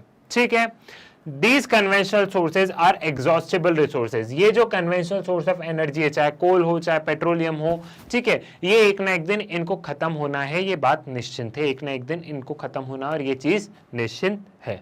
क्लियर है? अब सबसे पहले हम क्या देखेंगे, सबसे पहले हम कोल के बारे में पढ़ेंगे, हम सबसे पहले कोल को समझेंगे। Coal is one of the important minerals which is mainly used in generation of thermal power and smelting of iron ore। ठीक है, कोल एक बहुत ही इंपॉर्टेंट है, थर्मल पावर प्लांट में कोल की आवश्यकता पड़ती है बिजली का उपयोग करने, and smelting of iron ore, वो ब्लास्ट फ्रेगमेंट से आयरन ओर में है ना, वो ब्लास्ट फ्रेगमेंट से आयरन वो बनाते हैं, वो आपने देखा होगा, तो वहां पे भी कोल की आवश्यकता पड़ती है। ठीक, coal occur in rock sequence mainly of two geological ages namely Gondwana and tertiary deposit.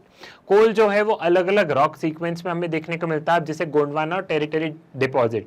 तो ये टाइम के अकॉर्डिंग हमने इनको डिवाइड किया है। लाइक जो 200 मिलियन ईयर्स अगो है, मतलब जो सबसे पुराना है वो है गोंडवाना, और ये 55 ईयर मिलियन अगो जो है वो क्या है, वो है टर्जरी deposit.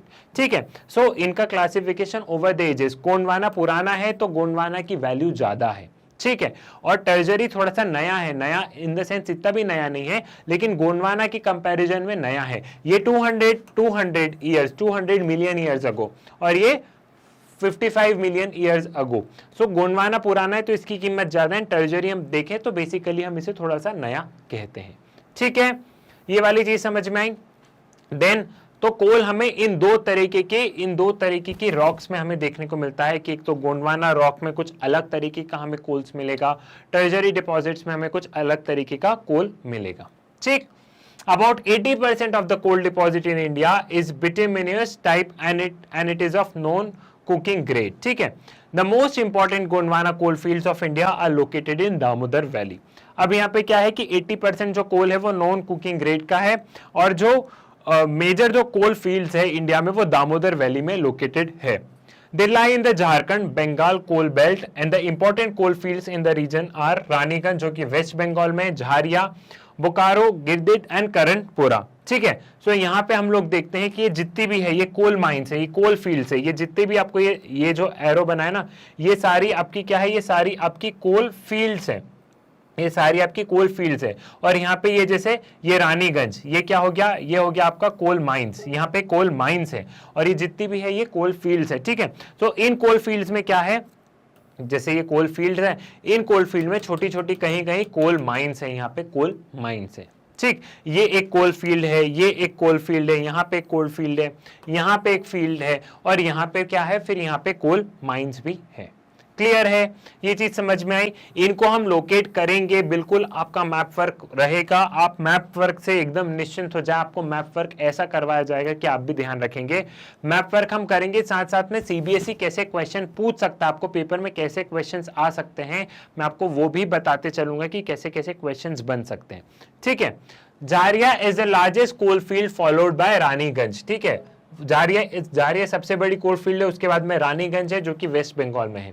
The other river valleys associated with the coal are Godavari, Mahanadi and Son. ठीक है, गोदावरी, महानदी एंड सोन, यहाँ पे है कुछ गोदावरी, यहाँ पे उड़ीसा के आसपास में महानदी, यहाँ पे हम लोग देख रहे हैं कि यहाँ पे एक थोड़े थोड़े यहाँ पे भी कोल फील्ड्स हमें देखने को मिल रही है। ठीक है, The most important coal mining centers are Singrauli in Madhya Pradesh, parts of Singrauli coal field lies in Uttar Pradesh, Korba इन छत्तीसगढ़, तेलचर, रामपुर इन ओडिशा। ठीक है, और यहाँ पे हम फिर कुछ महाराष्ट्र, तेलंगाना और आंध्र प्रदेश में हमें देखने को मिलती है। जैसे यहाँ पे हम अगर हम देखें तो ये सिंगरौली जो है ये मध्य प्रदेश में, यहाँ पे क्या है, यहाँ पे कोल फील्ड्स है, तो ये थोड़ा सा ये है एकदम मध्य प्रदेश में, लेकिन ये इसका थोड़ा सा हिस्सा उत्तर प्रदेश में भी है। ठीक है, तो यहाँ पे हम क्या देखते हैं, यहाँ पे हम और कोल फील्ड्स देखते हैं। ठीक, देन टर्जरी कोल्स, अब बारी है टर्जरी कोल्स की। अब तक हमने गोंडवाना कोल्स, हमने गोंडवाना रॉक्स जो है वहां पे जो कोल्स है हमने वो देखा। अब जो नए वाले हैं ये जो टर्जरी कोल्स है इनको हम समझते हैं। ठीक है, tertiary coals occur in Assam, Arunachal Pradesh, Meghalaya and Nagaland. It is extracted from Darangiri, Cherrapunji, Mewlong and Langrin, Meghalaya, Jaipur, Nazira in upper Assam, Namchik, Nampuk, Arunachal Pradesh and Jammu and Kashmir. Beside the brown coal or ignite occur in the coastal areas of Puducherry, Tamil Nadu, Gujarat, Jammu and Kashmir. तो यहाँ पे अगर हम देखें तो ये जो आसाम वाला ये वाला जो थोड़ा सा रीजन है, यहाँ पे हमें क्या देखने को मिल रहा है, यहाँ पे हमें कौन सी कोल देखने के, यहाँ पे हमें टर्जरी डिपॉजिट, टर्जरी कोल देखने को मिल रहा है। और कुछ ब्राउन कोल्स भी आते हैं, तो वो हमें कहाँ पे देखने को मिल रहे हैं, वो हमें यहाँ पुडुचेरी और यह तमिलनाडु के जो कोस्टल एरियाज है यहाँ पे हमें देखने को मिलते हैं। ठीक है, क्लियर हुआ, ये वाली चीज समझ में आई आपको। गोंडवाना और टर्जरी डिपॉजिट का ये वाली चीज समझ में आ गई कि इनमें क्या डिफरेंस है। ठीक, नाउ अब हम बात करेंगे पेट्रोलियम की। ठीक है, कि पेट्रोलियम कहां कहां पे पाया जाता है, पेट्रोलियम की क्या क्या यूजेस है। Crude petroleum consists of hydrocarbon of liquid and gaseous state varying in chemical composition, color and specific gravity. It is an essential source of energy for all internal combustion engines in automobile, railway and aircraft. देखो petroleum जो है वो एक crude form में सबसे पहले पाया जाता है। ऐसा नहीं है कि जो आप पेट्रोल पंप पे जो पेट्रोल देख रहे हो वो आपको मिलेगा। हम जैसे समुद्र वगैरह के अंदर से जो यहाँ पे जो रहता है वो कैसा, हमें वो काला कलर का एकदम क्रूड ऑयल, एक मोटा रहता है थोड़ा सा और काले रंग का रहता है, वो क्रूड ऑयल रहता है और उसको हम साफ कर करके हम उसे पेट्रोलियम का रूप बनाते हैं। ठीक है, ये चीज आपको सबसे पहले समझ में है कि समुद्र से हम वैसा ऑयल नहीं निकाल रहे, हम एकदम पेट्रोल और डीजल नहीं निकाल रहे, हमें काले रूप में काला कलर का एक गाढ़ा सा एक मोटा सा वो क्रूड ऑयल रहता है और इसमें बहुत सारी इंप्योरिटीज और बहुत सारी चीजें रहती है, उसको प्योर करके हम पेट्रोल बनाते हैं। अब ये जो पेट्रोल है ये बहुत ही इंपॉर्टेंट है, चाहे अगर हम इंटरनल कंबंशन मतलब जो इंजन वगैरह रहते हैं, गाड़ी, ऑटोमोबाइल्स, ट्रेन, इन सब के उसमें काम में आता है। Its numerous byproducts are processed in petrochemical industry such as fertilizers, synthetic rubber, synthetic fiber, medicines, vaselines, lubricants, wax, soap and cosmetics. अब ये जो क्रूड ऑयल है, क्रूड ऑयल से देखो भैया बहुत सारे प्रोडक्ट बनते हैं। क्रूड ऑयल से वैसलीन बन रहा, क्रूड ऑयल से मेडिसिन बन रही, क्रूड ऑयल से फर्टिलाइजर्स, ये सारी चीजें बन रही। तो सिर्फ ऑयल से ऐसा नहीं कि हमारी गाड़ी में जो पेट्रोल डाल दिया बस वो है, ठीक है। ये इतने सारे जो प्रोडक्ट्स है, इतने सारे प्रोडक्ट्स किससे बन रहे हैं, इतने सारे प्रोडक्ट्स क्रूड ऑयल से बन रहे हैं, जो मैंने आपको बताया कि जो काले रंग का होता है, जो गाढ़ा होता है, उसमें बहुत सारी चीजें होती है, उसको साफ करके और उससे इतने सारे प्रोडक्ट्स बनाए जाते हैं अकॉर्डिंग टू द नीड इतने सारे प्रोडक्ट्स बनाए जाते हैं, ठीक है। Crude petroleum occurs in sedimentary rocks of the टर्जरी period, ठीक है। तो क्रूड पेट्रोलियम्स कहाँ हमें सेडिमेंट्री रॉक्स में देखने को ज्यादातर मिलता है। ये यहाँ पे कुछ ऑयल रिफाइनरीज हैं, इनको हम जरा थोड़ी देर से समझते हैं, ठीक है। Oil exploration and production was systematically taken up after the Oil and Natural Gas Commission was set up in 1956, ठीक है। Oil and Natural Gas Commission setup किया गया था 1956 में, जिसे कि हम ONGC कहते हैं, ठीक है। Till then, Digboi in Assam was the only oil producing region, but the scenario changed in 1956. पहले ये जो दिग्बोई है आसाम में, ये एक तो ओल्डेस्ट है, यहाँ पे ओल्डेस्ट ऑयल वाला रीजन कहते हैं हम इसे। पहले यहीं से हम लोग ऑयल एक्सट्रैक्ट किया जाता था, यही एक क्रूड ऑयल का जरिया था। लेकिन ONGC के आने के बाद वो लोग देखते हैं कि कहाँ कहाँ ऑयल है, कहाँ कहाँ पॉसिबिलिटी, उनका एक सिस्टमैटिक फ्रेमवर्क है, ठीक।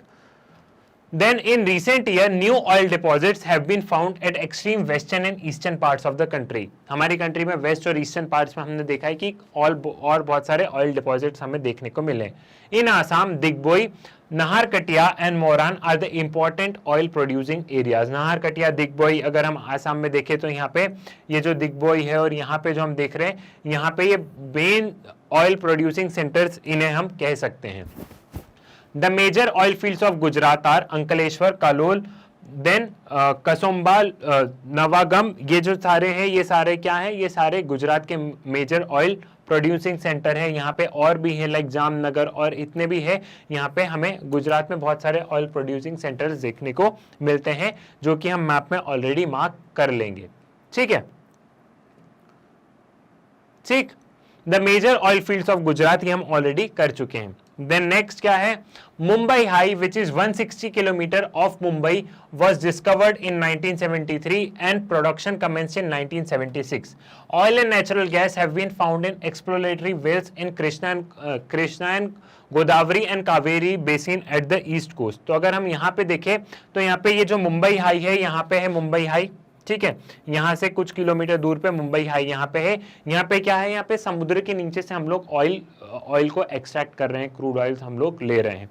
साथ ही साथ में यहाँ पे कौन कौन सी चीजें के बारे में बताया, यहाँ पे बताया गया है कि यहाँ पे अगर हम लोग देखें कृष्णा, कावेरी, गोदावरी, इनके जो ईस्ट कोस्ट पे मतलब इस साइड पे हमें ऑयल डिपॉजिट यहाँ पे देखने को मिल रहा है, इनके बेसिन्स में, इनके डेल्टाज में हमें देखने को यहाँ पे ईस्ट साइड में देखने को मिल रहा है इन रिवर्स के, ठीक। ये वाली चीज क्लियर हुई। देन यहाँ पे क्या है, Oil extracted from the wells is oil extracted from the well is crude oil and contains many impurities. It cannot be used directly. It needs to be refined. वही वाली बात है कि जो ऑयल जो हम लोग निकालते हैं वो क्रूड ऑयल होता है, उसमें बहुत सारी impurities होती है, हम उसे डायरेक्टली यूज नहीं कर सकते. उसको क्या करना पड़ता है, उसको हमें सबसे पहले रिफाइन करना होता है, उसे हमें सबसे पहले रिफाइन करना होता है. There are two types of refineries in India, field based and market based. दो तरह की रिफाइनरीज हैं इंडिया में. अब जो क्रूड ऑयल है उसको हम रिफाइन कैसे करेंगे, उसको हम पेट्रोल या दूसरे सामान में कैसे कन्वर्ट करेंगे, तो अलग अलग तरीके की रिफाइनरीज उन इम्प्योरिटीज को कैसे साफ करेंगे. एक होता है फील्ड बेस्ड. फील्ड बेस्ड मतलब क्या है कि अगर हमने वहीं पे अगर ऑयल की वहीं पे अगर जैसे मान लो जैसे दिग्बोई है, तो दिग्बोई एक फील्ड बेस्ड का एग्जांपल है. तो मतलब वहां से हम लोग क्रूड ऑयल निकाल रहे हैं और वहीं पे ऑयल रिफाइनरी उसी के पास में सेटअप कर दी, तो मतलब क्रूड ऑयल निकाला और तुरंत उसको रिफाइन करके यूज में ले लिया. और जो मार्केट बेस्ड है, मार्केट बेस्ड में क्या है कि आपने ऑयल यहां से निकाला, मान लो आपने ऑयल यहां से निकाला और फिर पाइपलाइन के थ्रू आप इसे रिफाइनरी तक पहुंचा रहे हैं और रिफाइनरी में से प्योर करके फिर आगे सप्लाई किया जा रहा है. तो ये मार्केट बेस्ड हो गया. और फील्ड बेस्ड में यह है कि आपने वहीं पे आपने वहीं से ऑयल निकाला और वहीं पे उसे रिफाइन करके और आगे आपने उसे यूज पे काम पे ले लिया.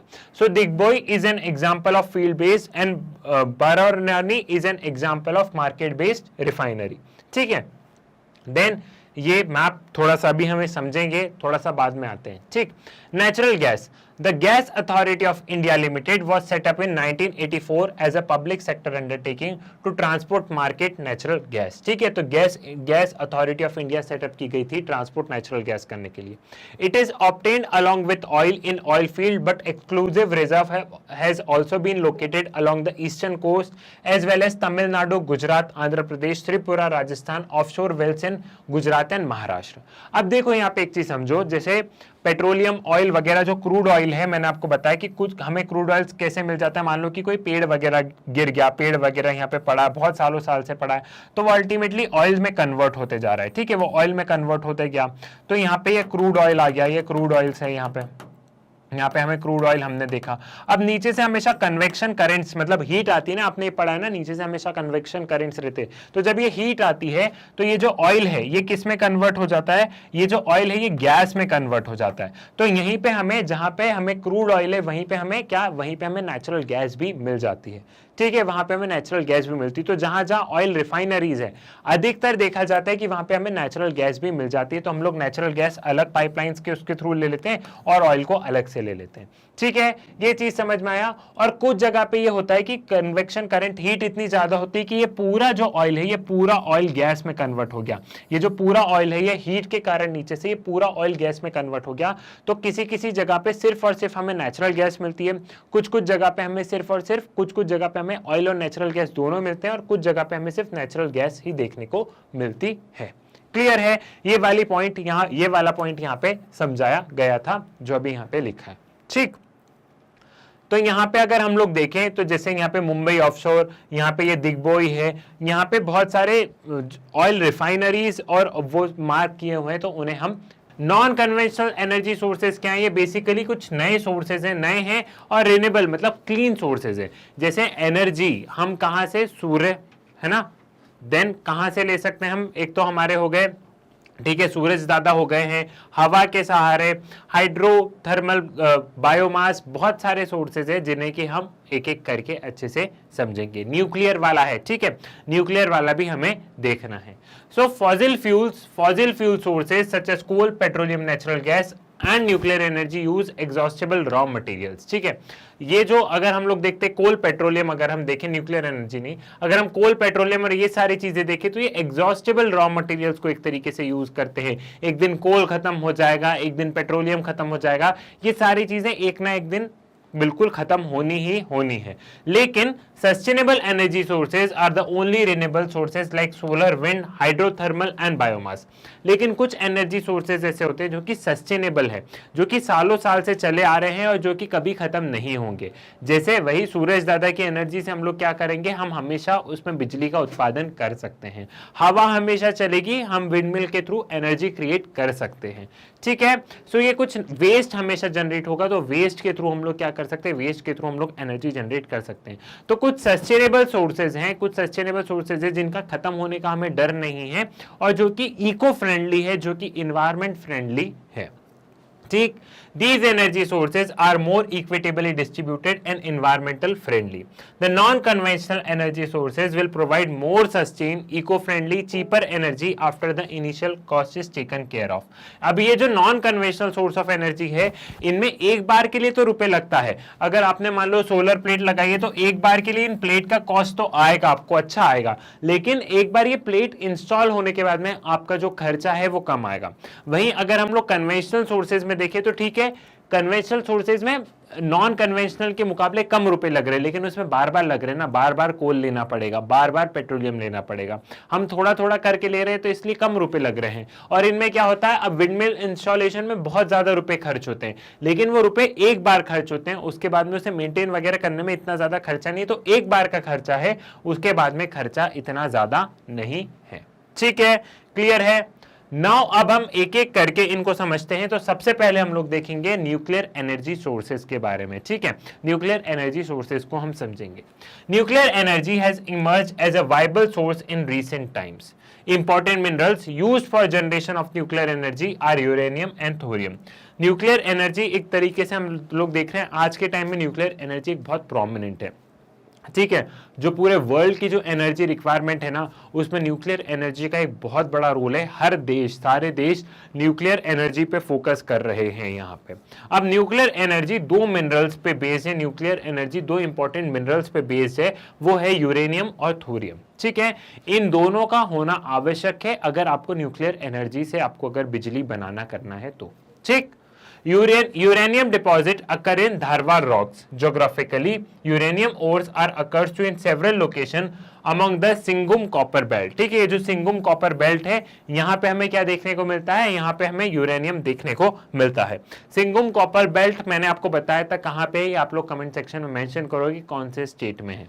ठीक है, it is also found in Udaipur, Alwar, Jhunjhunu district of Rajasthan, Durg district of Chhattisgarh, Bhandara district of Maharashtra, Kullu district of Himachal Pradesh. इन जगह पे और हमें यूरेनियम देखने को मिलता है, चाहे उदयपुर हो, अलवर हो। यहाँ पे हमें और क्या देखने को मिलता है, यहाँ पे हमें और यूरेनियम देखने को मिलता है। Thorium is mainly obtain from monazite and ilmenite in the beach sands along the coast of Kerala and Tamil Nadu. अब जो थोरियम है वो कहाँ मिलता है, वो कोस्ट में मिल रहा है हमें, केरला और तमिलनाडु की। ठीक है, world richest monazite deposit occur in Palakkad and Kollam district of Kerala near Visakhapatnam in Andhra Pradesh and Mahanadi river delta इन ओडिशा। ठीक है, तो जो रिचेस्ट मोनोजाइड है, रिचेस्ट मोनोजाइड मतलब जो वर्ल्ड का एकदम जो प्रीशियस मोनोजाइड है वो इंडिया में है, बिल्कुल है, केरला में है, वो केरला की कोस्ट में कोलकम डिस्ट्रिक्ट्स वगैरह में हमें देखने को मिलता है। साथ ही साथ विशाखापट्टनम और महानदी में भी, ओडिशा में भी देखने को मिलता है। ओडिशा बहुत इंपॉर्टेंट है मिनरल्स के टर्म्स में। ओडिशा में हमें जब हम लोग मैप वर्क करेंगे इस चैप्टर का होने के बाद में, तो ओडिशा में आपको बहुत सारी चीजें मार्क करनी है। ओडिशा एक बहुत इंपॉर्टेंट स्टेट है। ठीक है, Now, Atomic Energy Commission was established in 1948. Progress could be made only after the establishment of Atomic Energy Institute at Trombay in 1954. अब देखो, which was renamed as Bhabha Atomic Research Center in 1967. Atomic Energy Commission सबसे पहले establish किया गया था, 1948 में establish किया था, क्योंकि न्यूक्लियर एनर्जी को मैनेज करना, इनको रेगुलेट करना, सारी चीजें करना। न्यूक्लियर एक बहुत ज्यादा एक तरीके से देखे तो खतरा भी है ना, तो उसे आपको मैनेज भी करना है। और फिर इंटरनेशनल एरिना में आप लोग रह रहे हैं तो एनर्जी, आप लोग न्यूक्लियर को सिर्फ एनर्जी के पर्पज पे यूज कर रहे हो, ऐसा तो नहीं कि आप उसे हथियार अफजार बनाने लगे। तो बहुत सारा एक इंटरनेशनल डोमेन, एक इंटरनेशनल एस्पेक्ट भी होता है। तो ये बॉडी बनाई गई न्यू एटॉमिक एनर्जी कमीशन, ये 1948 में बनाई गई। और इनका एस्टैब्लिशमेंट का बेसिकली पर्पस क्या था, इसका पर्पस ये था कि ये थोड़ा सा जो न्यूक्लियर एनर्जी है इसका कहाँ प्लांट होना चाहिए, इसे थोड़ा सा रेगुलेट करना। और इस बॉडी के आने के बाद में क्या हुआ, चीजें थोड़ी सी और सिस्टमैटिक होने लग गई। ठीक है, atomic energy institute at Trombay, it was renamed as Bhabha atomic research centre in 1967। Trombay Bombay के पास में। ठीक है, एंड देन उसको क्या क्या नाम चेंज करके बाद में क्या कर दिया इस इंस्टीट्यूट का, बाबा एटॉमिक रिसर्च सेंटर में इसका 1967 में नाम चेंज कर दिया गया। अब इंपॉर्टेंट न्यूक्लियर प्रोजेक्ट्स कहां पे, तारापुर महाराष्ट्र जो कि सबसे इंपॉर्टेंट है, तारापुर महाराष्ट्र सबसे इंपॉर्टेंट न्यूक्लियर पावर प्रोजेक्ट है। देन रवतभट्टा नियर कोटा राजस्थान, कल्पापम तमिलनाडु, ठीक है, देन उत्तर प्रदेश, देन गुजरात, ठीक है, काकरप्पा इन गुजरात, ठीक है, कर्नाटका में भी है, कायगा इन कर्नाटका। तो इनको हम लोग क्या करेंगे, इनको हम लोग एक बार मैप पे मार्क कर लेंगे। जैसे ये चैप्टर कंप्लीट होगा हम लोग आपका मैप वर्क करने ही वाले हैं, ठीक है। इसमें जो सबसे इंपॉर्टेंट है लेकिन वो तारापुर है महाराष्ट्र का। क्लियर है, ये चीज आपको यहाँ पे समझ में आ गई है। अब बारी आती है सोलर एनर्जी की, ठीक है। अब हम सोलर एनर्जी को समझ लेते हैं। Sunrays are tapped in photovoltaic cells and can be converted into energy known as solar energy.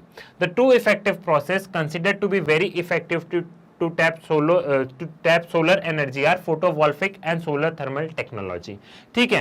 अब यहाँ पे क्या होता है, यहाँ पे ये जो आप प्लेट्स वगैरह देख रहे हो, इन प्लेट्स में ये जो सनरेज है इनको टैप कर लिया जाता है, इनको रोक लिया जाता है, और फिर इन यहाँ पे जो सनरेज जो यहाँ पे टैप हो जाती है उससे हम लोग क्या करते हैं, उससे एनर्जी का प्रयोग करते हैं। सूरज की किरणें हमेशा मिलेगी, सूरज दादा हमेशा उगेंगे, किरणें यहाँ पे आएगी, इनको हम इन प्लेट्स पे टैप कर लेंगे और इससे एनर्जी प्रोड्यूस होगी। तो ये एवरग्रीन इलाज है कि नहीं, बिल्कुल एवरग्रीन इलाज है, यहाँ पे कोई समस्या नहीं है, ठीक है। Then solar thermal technology has some relative advantages over all other non-renewable energy sources. It is a cost competitive, environment friendly and easy to construct.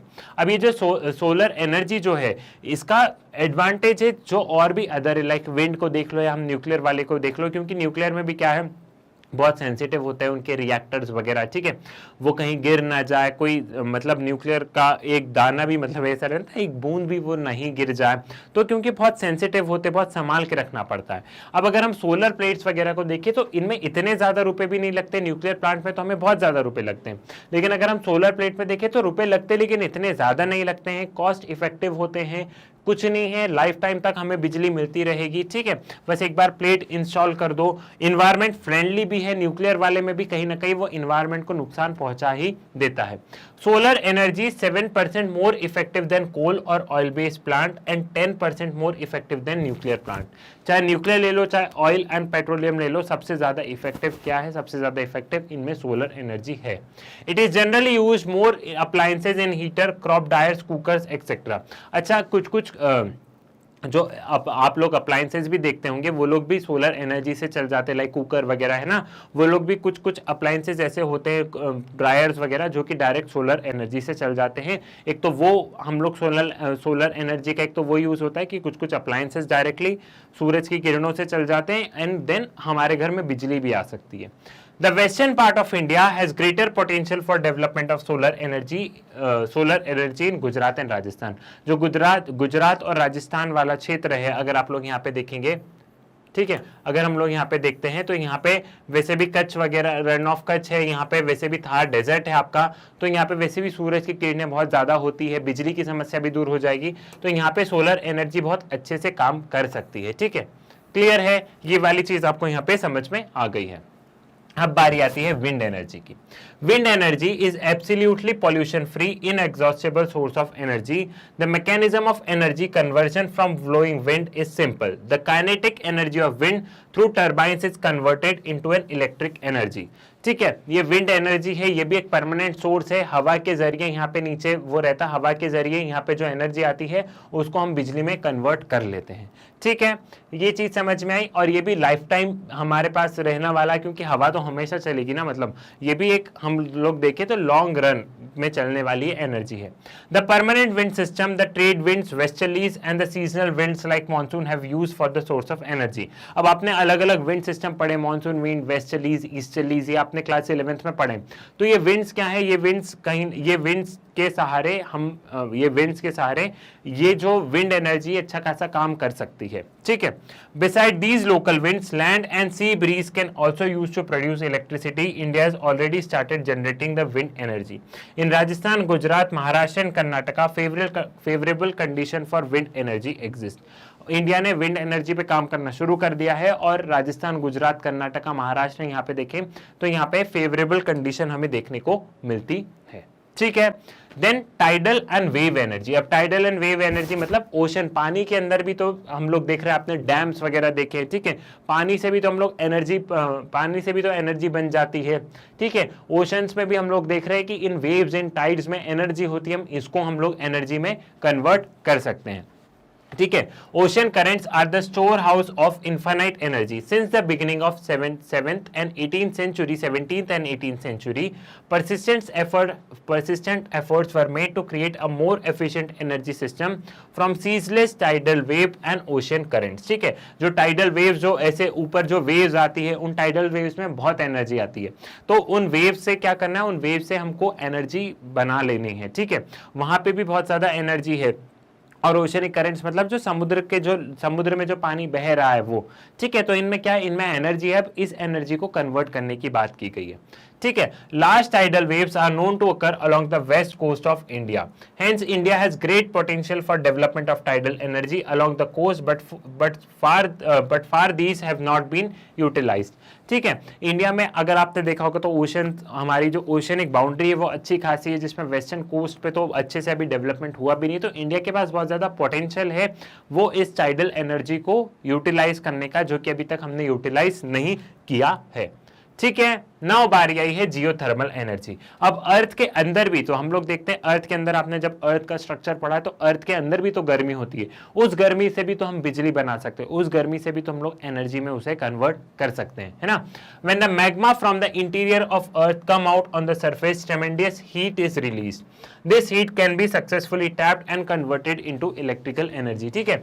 यहाँ पे हम लोग देख रहे हैं कि यहाँ पे जो अर्थ की यहाँ पे भी अच्छी खासी गर्मी रहती है। अब जब मैंने आपको पेट्रोलियम वाला बताया था, है ना, पेट्रोलियम और गैस वाला नहीं बताया था, नीचे से जब कन्वेंशनल करंट आता है तो पेट्रोलियम गैस में कन्वर्ट हो जाता है, क्योंकि अर्थ के अंदर भी गर्मी रहती है। अब ये जो गर्मी हम इसे टैप करके, और ये जो है यहाँ से हमने बिजली बना दी, तो एक ये जियोथर्मल एनर्जी है, ये भी एक बहुत इंपॉर्टेंट सोर्स है और एकदम इको फ्रेंडली सोर्स है, जो कि हमेशा चलता रहेगा। ऐसा नहीं है कि यहाँ पे कोई चीजें हमें क्या है, खत्म होने का डर है।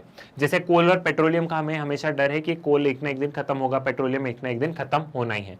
Apart from this, the hot water and the gushes out through the geyser well is also used in generation of thermal energy. It is popularly known as geothermal energy, ठीक है। इंडिया में भी बहुत सारी जगह ऐसे, जैसे गर्म पानी है, ठीक है, आपने गर्म पानी के कुंड सुनोगे नॉर्थ इंडिया में, अगर आप लोग वहां जाएंगे, हम लोग अगर गंगा जी वगैरह में भी पता है बहुत सारी जगह, गंगोत्री वगैरह ऐसी जगह है जहाँ पे एकदम गर्म पानी ही रहता है, ठीक है, उस नदी का एकदम गर्म पानी। तो ये जो हॉट वाटर है, ठीक है, हॉट वाटर है, ये जो गर्म पानी का ये जो कुंड है, इससे भी हम लोग एनर्जी बना लेते हैं। और ये नॉर्थ इंडिया में जो वहां पे नदियां हैं, वहां पे अच्छा खासा पोटेंशियल है, तो वहां से हम लोग क्या कर सकते हैं, लाइक हिमाचल प्रदेश वगैरह में हम लोग ये जो गर्म पानी है इससे हम लोग एनर्जी में कन्वर्ट कर सकते हैं, ठीक है। Now, this energy is now considered to be one of the key energy sources which can be developed as an alternative source. The hot spring and the geysers are being used since medieval period. In India, a geothermal plant have been commissioned at Manikaran in Himachal Pradesh. Bioenergy refers to energy derived from ठीक है, ये जो है ये bio energy यहाँ पे नहीं आएगा, ठीक। ये जो है यहाँ पे हमने क्या देखा, यहाँ पे हमने ये देखा कि इंडिया में जो हिमाचल प्रदेश है, हिमाचल प्रदेश में ये जो मणिकरण जो जगह है हिमाचल प्रदेश में, वहां ये जो गर्म पानी है इससे एनर्जी बनाने का एक ऑलरेडी कमीशनड है, यहाँ पे ऑलरेडी गवर्नमेंट काम कर रही है। मीडिएवल टाइम्स वगैरह में देख रहे थे आपने, वो गर्म पानी के फुव्वारे वगैरह चलते थे, तो वो लोग उसका आनंद लेते थे। आज के टाइम में हमारे पास टेक्नोलॉजी है, तो इस टेक्नोलॉजी को क्या करना है, इस टेक्नोलॉजी को यूज करना है एनर्जी में कन्वर्ट करने के लिए, ठीक है। देन बारी आती है यहाँ पे बायो एनर्जी, ठीक है। अब बायो एनर्जी क्या है, बायो एनर्जी मतलब बायोलॉजिकल प्रोडक्ट से हम लोग क्या कर रहे हैं, बायोलॉजिकल प्रोडक्ट से हम लोग एनर्जी बना रहे हैं। Biological products in the sense कैसे, जो वेस्ट रहता है, जो इंडस्ट्रियल वेस्ट है, जो घर का कूड़ा कचरा है, ये एक जगह हम डंप करते हैं, उस वेस्ट में ऑलरेडी एनर्जी है, उस वेस्ट को हम खराब क्यों करें, ठीक है, उस वेस्ट से हम लोग एनर्जी बना लेते हैं, उस वेस्ट का कुछ ना कुछ उपयोग तो होना चाहिए। So bio energy is a potential source of energy conversion. It can be converted into electrical energy, heat energy और gas for cooking. या आपने देखा होगा कि जो काऊ का जो गोबर वगैरह रहता है, ठीक है, उसमें भी एक पोटेंशियल होता है, उसमें आपने ये सुना होगा कि वो सिलेंडर को रिप्लेस कर सकता है, आपने गोबर गैस जिसे हम हिंदी में कहते हैं, ठीक है, तो वो भी कहीं ना कहीं एक एनर्जी का काम कर रहा है। तो इन्वायरमेंट में बहुत सारी चीजें ऐसी है जिसका कि हम उसे एनर्जी में कन्वर्ट कर सकते हैं। जैसे इंडस्ट्रियल वेस्ट को ही हम क्या कर सकते हैं, इंडस्ट्रियल वेस्ट को ही हमने बायो एनर्जी में कन्वर्ट कर दिया, उसी से हम लोग क्या कर रहे हैं, उसी से हमने बिजली बनाना शुरू कर दिया। It also process the waste and garbage and produce energy. This will improve the economic life of rural areas in developing countries, reduce environmental pollution, enhance self reliance and reduce pressure on fuel woods। ठीक है, rural India में वही की जो काऊ का डंक वगैरह रहता है, इन सब से क्या है, इन सब से एनर्जी प्रोड्यूस हो सकती है। हम लोग इसे खेत में क्या करते हैं, खाद का काम करता है, ठीक है, खेत में खाद का काम भी करता है, तो इनमें बहुत पोटेंशियल है। तो हम लोग देख रहे हैं कि लकड़ी काट के अगर गांव में वो चूल्हा जला रहे हैं या ऐसा कुछ कर रहे हैं, तो इसकी जगह हम लोग बायो एनर्जी को हम वहां पे प्रमोट कर सकते हैं। तो इससे फ्यूल वुड्स भी बचेगा और साथ साथ में एक अच्छा सोर्स ऑफ एनर्जी रहेगा। One of such project converting municipal waste into energy is Okhla in Delhi. एक दिल्ली में एक प्रोजेक्ट चल रहा है जिसमें म्यूनिसिपल वेस्ट को एनर्जी में कन्वर्ट, जो ठीक है, जो वहां का जो म्यूनिसिपल वेस्ट जो कचरा कलेक्ट किया जाता है उससे एनर्जी बनाना है, वो दिल्ली में ओखला में चल रहा है। क्लियर है? तो ये वाला पॉइंट आपको एग्जाम में लिखना है, बायो एनर्जी का आएगा तो ये वाला पॉइंट इंपॉर्टेंट हो जाएगा। क्लियर, समझ में आ गया? ठीक है, तो इसी के साथ में हमारा non conventional sources of energy होता है खत्म। नॉन कन्वेंशनल और conventional source of energy important है लॉन्ग आंसर के पर्सपेक्टिव में, तो आप इनको इस तरीके से याद कीजिएगा। ऐसा आ सकता है, राइट है, शॉर्ट नोट में भी आ सकता है कि सोलर एनर्जी पे लिखो, या लॉन्ग आंसर्स में आ सकता है कन्वेंशनल नॉन कन्वेंशनल का डिस्टिंग्विश करो, या फिर non conventional sources of energy के बारे में एक ब्रीफ डिस्कशन, एक ब्रीफ आप उसे एक्सप्लेन करो। तो ये लॉन्ग आंसर्स के पॉइंट ऑफ व्यू से आप इनको प्रिपेयर कर लीजिएगा। अब बारी है, ये बहुत ही छोटा सा टॉपिक है, कंजर्वेशन ऑफ मिनरल रिसोर्सेज की। कि हमने भैया मिनरल्स के बारे में बात तो कर ली, सबके बारे में बात कर ली, एनर्जीज के बारे में बात कर ली, लेकिन अब उसको बचाएगा कौन? आपने डिस्ट्रीब्यूशन देख लिया, आपने ये देख लिया कि इंडिया में किसके रिसोर्सेज कितने ज्यादा है, कहां कहां स्कैरसिटी है, वो तमाम चीजें हम देख चुके हैं। तो अब बारी आती है इन रिसोर्सेज को बचा के रखने की भी। तो अब हम इसे समझते हैं कि इन रिसोर्सेज को बचाएगा कौन। The challenge of sustainable development require integration of quest for economic development and environmental concern। हमें साथ साथ में देखना होगा, देखो बिल्कुल इकोनॉमिक डेवलपमेंट बहुत ज्यादा जरूरी है, लेकिन हमें साथ साथ में इन्वायरमेंटल कंसर्न्स भी देखने होंगे। डेवलपमेंट करो, बिल्कुल डेवलपमेंट करो, इंडस्ट्रीज लगाओ, मिनरल्स को एक्सट्रैक्ट करो, सारी चीजें करो, लेकिन साथ साथ में इन्वायरमेंट को भी देखो कि हम डेवलपमेंट ऐसा करें जो कि हमारी आने वाली जो फ्यूचर जनरेशन है उनके लिए भी फ्रूटफुल हो। आपने ऐसा डेवलपमेंट कर दिया कि एक तो ना ही कोई रिसोर्सेज छोड़े और पूरा पोल्यूशन भरा देश कर दिया, तो फिर आने वाली जनरेशन के लिए क्या बचेगा? तो डेवलपमेंट करो, बिल्कुल डेवलपमेंट होना चाहिए, लेकिन इस तरीके से करो कि वो आने वाली फ्यूचर जनरेशन के लिए फ्रूटफुल हो। सस्टेनेबल डेवलपमेंट की बात हो गई, सस्टेनेबल डेवलपमेंट होना चाहिए, एक ऐसा डेवलपमेंट जो कि सस्टेन रहे लॉन्ग टाइम तक। ठीक, traditional methods of resources use result into generating enormous quantity of waste as well as create other environmental problem. Hence for sustainable development calls for the protection of resources for future generation। अगर हम लोग traditional methods में देखें तो traditional method के development में देखें तो बहुत ज़्यादा वेस्ट निकल रहा है, हम हमारे इन्वायरमेंट को, हम हमारी मदर अर्थ को बहुत ज़्यादा नुकसान पहुंचा रहे हैं, रिसोर्सेज हम लोग खत्म करते जा रहे हैं। और हमें सोचना होगा नए तरीके पे, नया तरीका है सस्टेनेबल डेवलपमेंट का, उसमें डेवलपमेंट कुछ इस तरीके से किया जाता है जो कि आने वाली फ्यूचर जनरेशन के लिए भी फ्रूटफुल होता है। There is an urgent need to conserve the resources. The alternative energy sources like solar power, wind, wave, geothermal energy are inexhaustible in nature।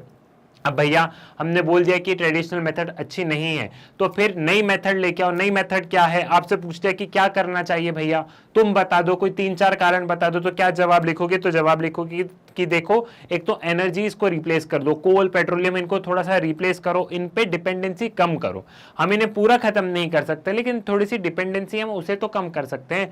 आप बात करो सोलर एनर्जी की, आप बात करो विंड एनर्जी की, आप बात करो जियोथर्मल एनर्जी की, कि एनर्जी प्रोडक्शन का कुछ इस तरीके से होना चाहिए। और ये जो रिसोर्सेज हैं ये इनएग्जॉस्टेबल है, ये रिसोर्सेज हमारे पास सालों साल चलने हैं। There should be develop these should be developed to replace the exhaustible resources. इन resources पे ध्यान इसलिए देना चाहिए, इन energies पे ध्यान इसलिए देना चाहिए ताकि हम लोग replace कर पाए जो resources एक दिन खत्म हो जाएंगे, जैसे कोल, पेट्रोलियम, इनको replace करना है हमें धीरे धीरे. In case of metallic minerals, use of scrap metals will enable recycling of metals. अब जैसे metals वगैरह है तो आप इन्हें recycle करो, ठीक है. अब वो metal कोई काम का नहीं है तो metal है, आप उसको recycle कर दो, तो recycling पे ध्यान दीजिए.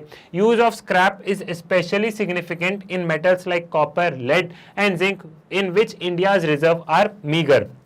ठीक है. और आप उन मेटल्स को तो, आप उन रिसोर्सेज को तो बार बार रिसाइकल करो जब तक आप कर सकते हो, जहां पे आपको पता है कि हाँ ये तो ऑलरेडी कम है. जैसे अगर हमें पता है कि देश में कॉपर कम है, तो कॉपर का यूज कुछ इस तरीके से करो कि वो आने वाली जनरेशन के लिए फ्रूटफुल हो, और अगर हम उसे रीयूज कर सकते हैं तो उसे रीयूज करो, उसे रिसाइकल करो. Use of substitute for scare metal में ऑल्सो रिड्यूस देयर कंजम्पशन. अच्छा, जो रिसोर्सेज हमें लग रहे हैं कि जो खत्म होने की स्थिति में, जो मिनरल्स हमें लग रहे हैं कि जो खत्म होने की स्थिति में है, तो आप उनके सब्स्टिट्यूट ढूंढ लो कि अच्छा चलो इसकी जगह ये हमें पता है ये देश में कम है, तो एक काम करो इसका कुछ सब्स्टिट्यूट ढूंढो, ऐसा कोई सब्स्टिट्यूट ढूंढो जो देश में मिल सकता है, उस सब्स्टिट्यूट पे काम करो, तो जो उस मेटल जो रिसोर्सेज है उसकी डिपेंडेंस कम हो जाएगी. ठीक है. Export of strategic and scarce mineral must be reduce so that existing reserve may be use for longer period. और ज्यादा एक्सपोर्ट के बारे में मत सोचो, एक्सपोर्ट करो, लेकिन अगर आपको पता है कि ठीक है इसका रिजर्व हमारे पास इतना ही है और हमें इसे आने वाले 100 साल तक फिर हम क्या करेंगे, ठीक है, जैसे पेट्रोलियम, क्रूड ऑयल वगैरह है, तो आजकल देश वगैरह क्या करे, इसका कम एक्सपोर्ट करने लग गए हैं. ठीक है. क्यों? क्योंकि वो देखने लगे कि हमारे आने वाले 100 साल तक हमारे देश में भी तो होना चाहिए. तो अगर आपको लग रहा है कि कोई स्ट्रेटेजिक मिनरल है, कोई स्ट्रेटेजिक रिसोर्सेज है, तो उनका एक्सपोर्ट थोड़ा सा कम कर दो और कंट्री के अकॉर्डिंग करो. मतलब बहुत ज्यादा है तो कर दो, लेकिन ऐसा लग रहा है कि नहीं, जो हमारे पास रिजर्व है सिर्फ 40 साल या 50 साल या 70 या 80 साल का है, तो फिर उसका एक्सपोर्ट थोड़ा कम करो और उसे अपने देश के लिए बचा के रखो.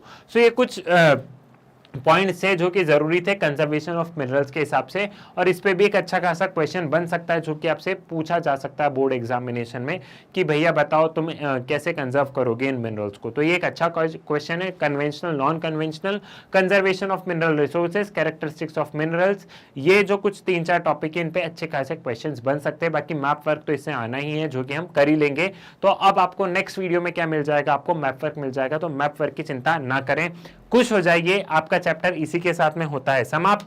मैप वर्क आपको मिल जाएगा. सो मैग्नेट ब्रेन्स के वीडियोस आप लोग यूट्यूब से तो एक्सेस कर सकते हैं, बट बहुत बार ये होता है कि आपको यूट्यूब पे वीडियो नहीं मिल पाते हैं. तो इसका सोल्यूशन मैग्नेट ब्रेन्स लेके आया है, वो है मैग्नेट ब्रेन्स की वेबसाइट. मैग्नेट ब्रेन्स की वेबसाइट पे पहुंचने के लिए सिंपली गूगल पे जाइए. गूगल पे आप magnetbrains.com लिख के सर्च कीजिए, और जैसे ही आप magnetbrains.com लिख के सर्च करेंगे कुछ इस तरीके का इंटरफेस आपको नजर आएगा. यहाँ पे CBSE English medium, Hindi medium, spoken English, NTSC, olympiad, सारी चीजें आपको यहीं पे मिल जाएगी. सपोज करो मुझे सीबीएसई इंग्लिश मीडियम की पढ़ाई करनी है, तो मैं इंग्लिश मीडियम पे मैंने टच किया, जैसे ही टच करूंगा यहाँ पे मुझे जिस क्लास की पढ़ाई करनी होगी मैं उस क्लास पे जाके क्लिक कर दूंगा. मैं गया क्लास 12 पे मैंने टच किया. क्लास 12 पे टच करने के बाद में क्लास 12 के जितने सब्जेक्ट के वीडियोस हैं वो सभी मुझे स्क्रीन पर नजर आ गए. थोड़ा सा स्क्रॉल करके नीचे गया तो यहाँ मुझे क्लास 12 का ज्योग्राफी नजर आया. ये रहा क्लास 12 का ज्योग्राफी. तो मैं मान लीजिए मैं क्लास 12 के ज्योग्राफी पे मैंने टच किया, वॉच नाउ पे टच कर दिया, तो यहाँ पे क्लास 12 ज्योग्राफी के मुझे वीडियोस दिखेंगे. ये वीडियोस एनसीईआरटी बुक के अकॉर्डिंग होंगे, चैप्टर वाइज अरेंज होंगे. चैप्टर वाइज में भी टॉपिक वाइज सिस्टमैटिक वे में आपको अरेंज मिलेंगे. So it is up to you. अगर आपको यूट्यूब पे वीडियो ढूंढने में समस्या जा रही है तो वेबसाइट एक उसका अच्छा सोल्यूशन है, और अगर वेबसाइट से भी नहीं पढ़ना है तो उससे भी अच्छा सोल्यूशन बता देता हूँ आपको. मैग्नेट ब्रेन्स का ऐप डाउनलोड कर लो प्ले स्टोर से, और आप उस ऐप के माध्यम से आप इन सारे वीडियोस को बिल्कुल एक्सेस कर सकते हैं एकदम फ्री ऑफ कॉस्ट में. मैग्नेट ब्रेन्स एक ऐसा चैनल है जहां पे क्लास केजी से लेकर क्लास 12 तक पढ़ाया जाता है, और यहाँ पे जितने भी वीडियोस हैं वो सारे वीडियोस आपको बिल्कुल फ्री ऑफ कॉस्ट अवेलेबल मिलेंगे. तो ज्यादा से ज्यादा आप इन वीडियोस को शेयर कीजिए, मैग्नेट ब्रेन्स के बारे में बताइए, अपने स्कूल, कॉलेज, ट्यूशन भाई बहनों को बताइए. साथ ही साथ वीडियो को लाइक कीजिए, चैनल को सब्सक्राइब कीजिए. मुलाकात होगी आपसे नेक्स्ट वीडियो में मैप वर्क के साथ. तब तक के लिए धन्यवाद.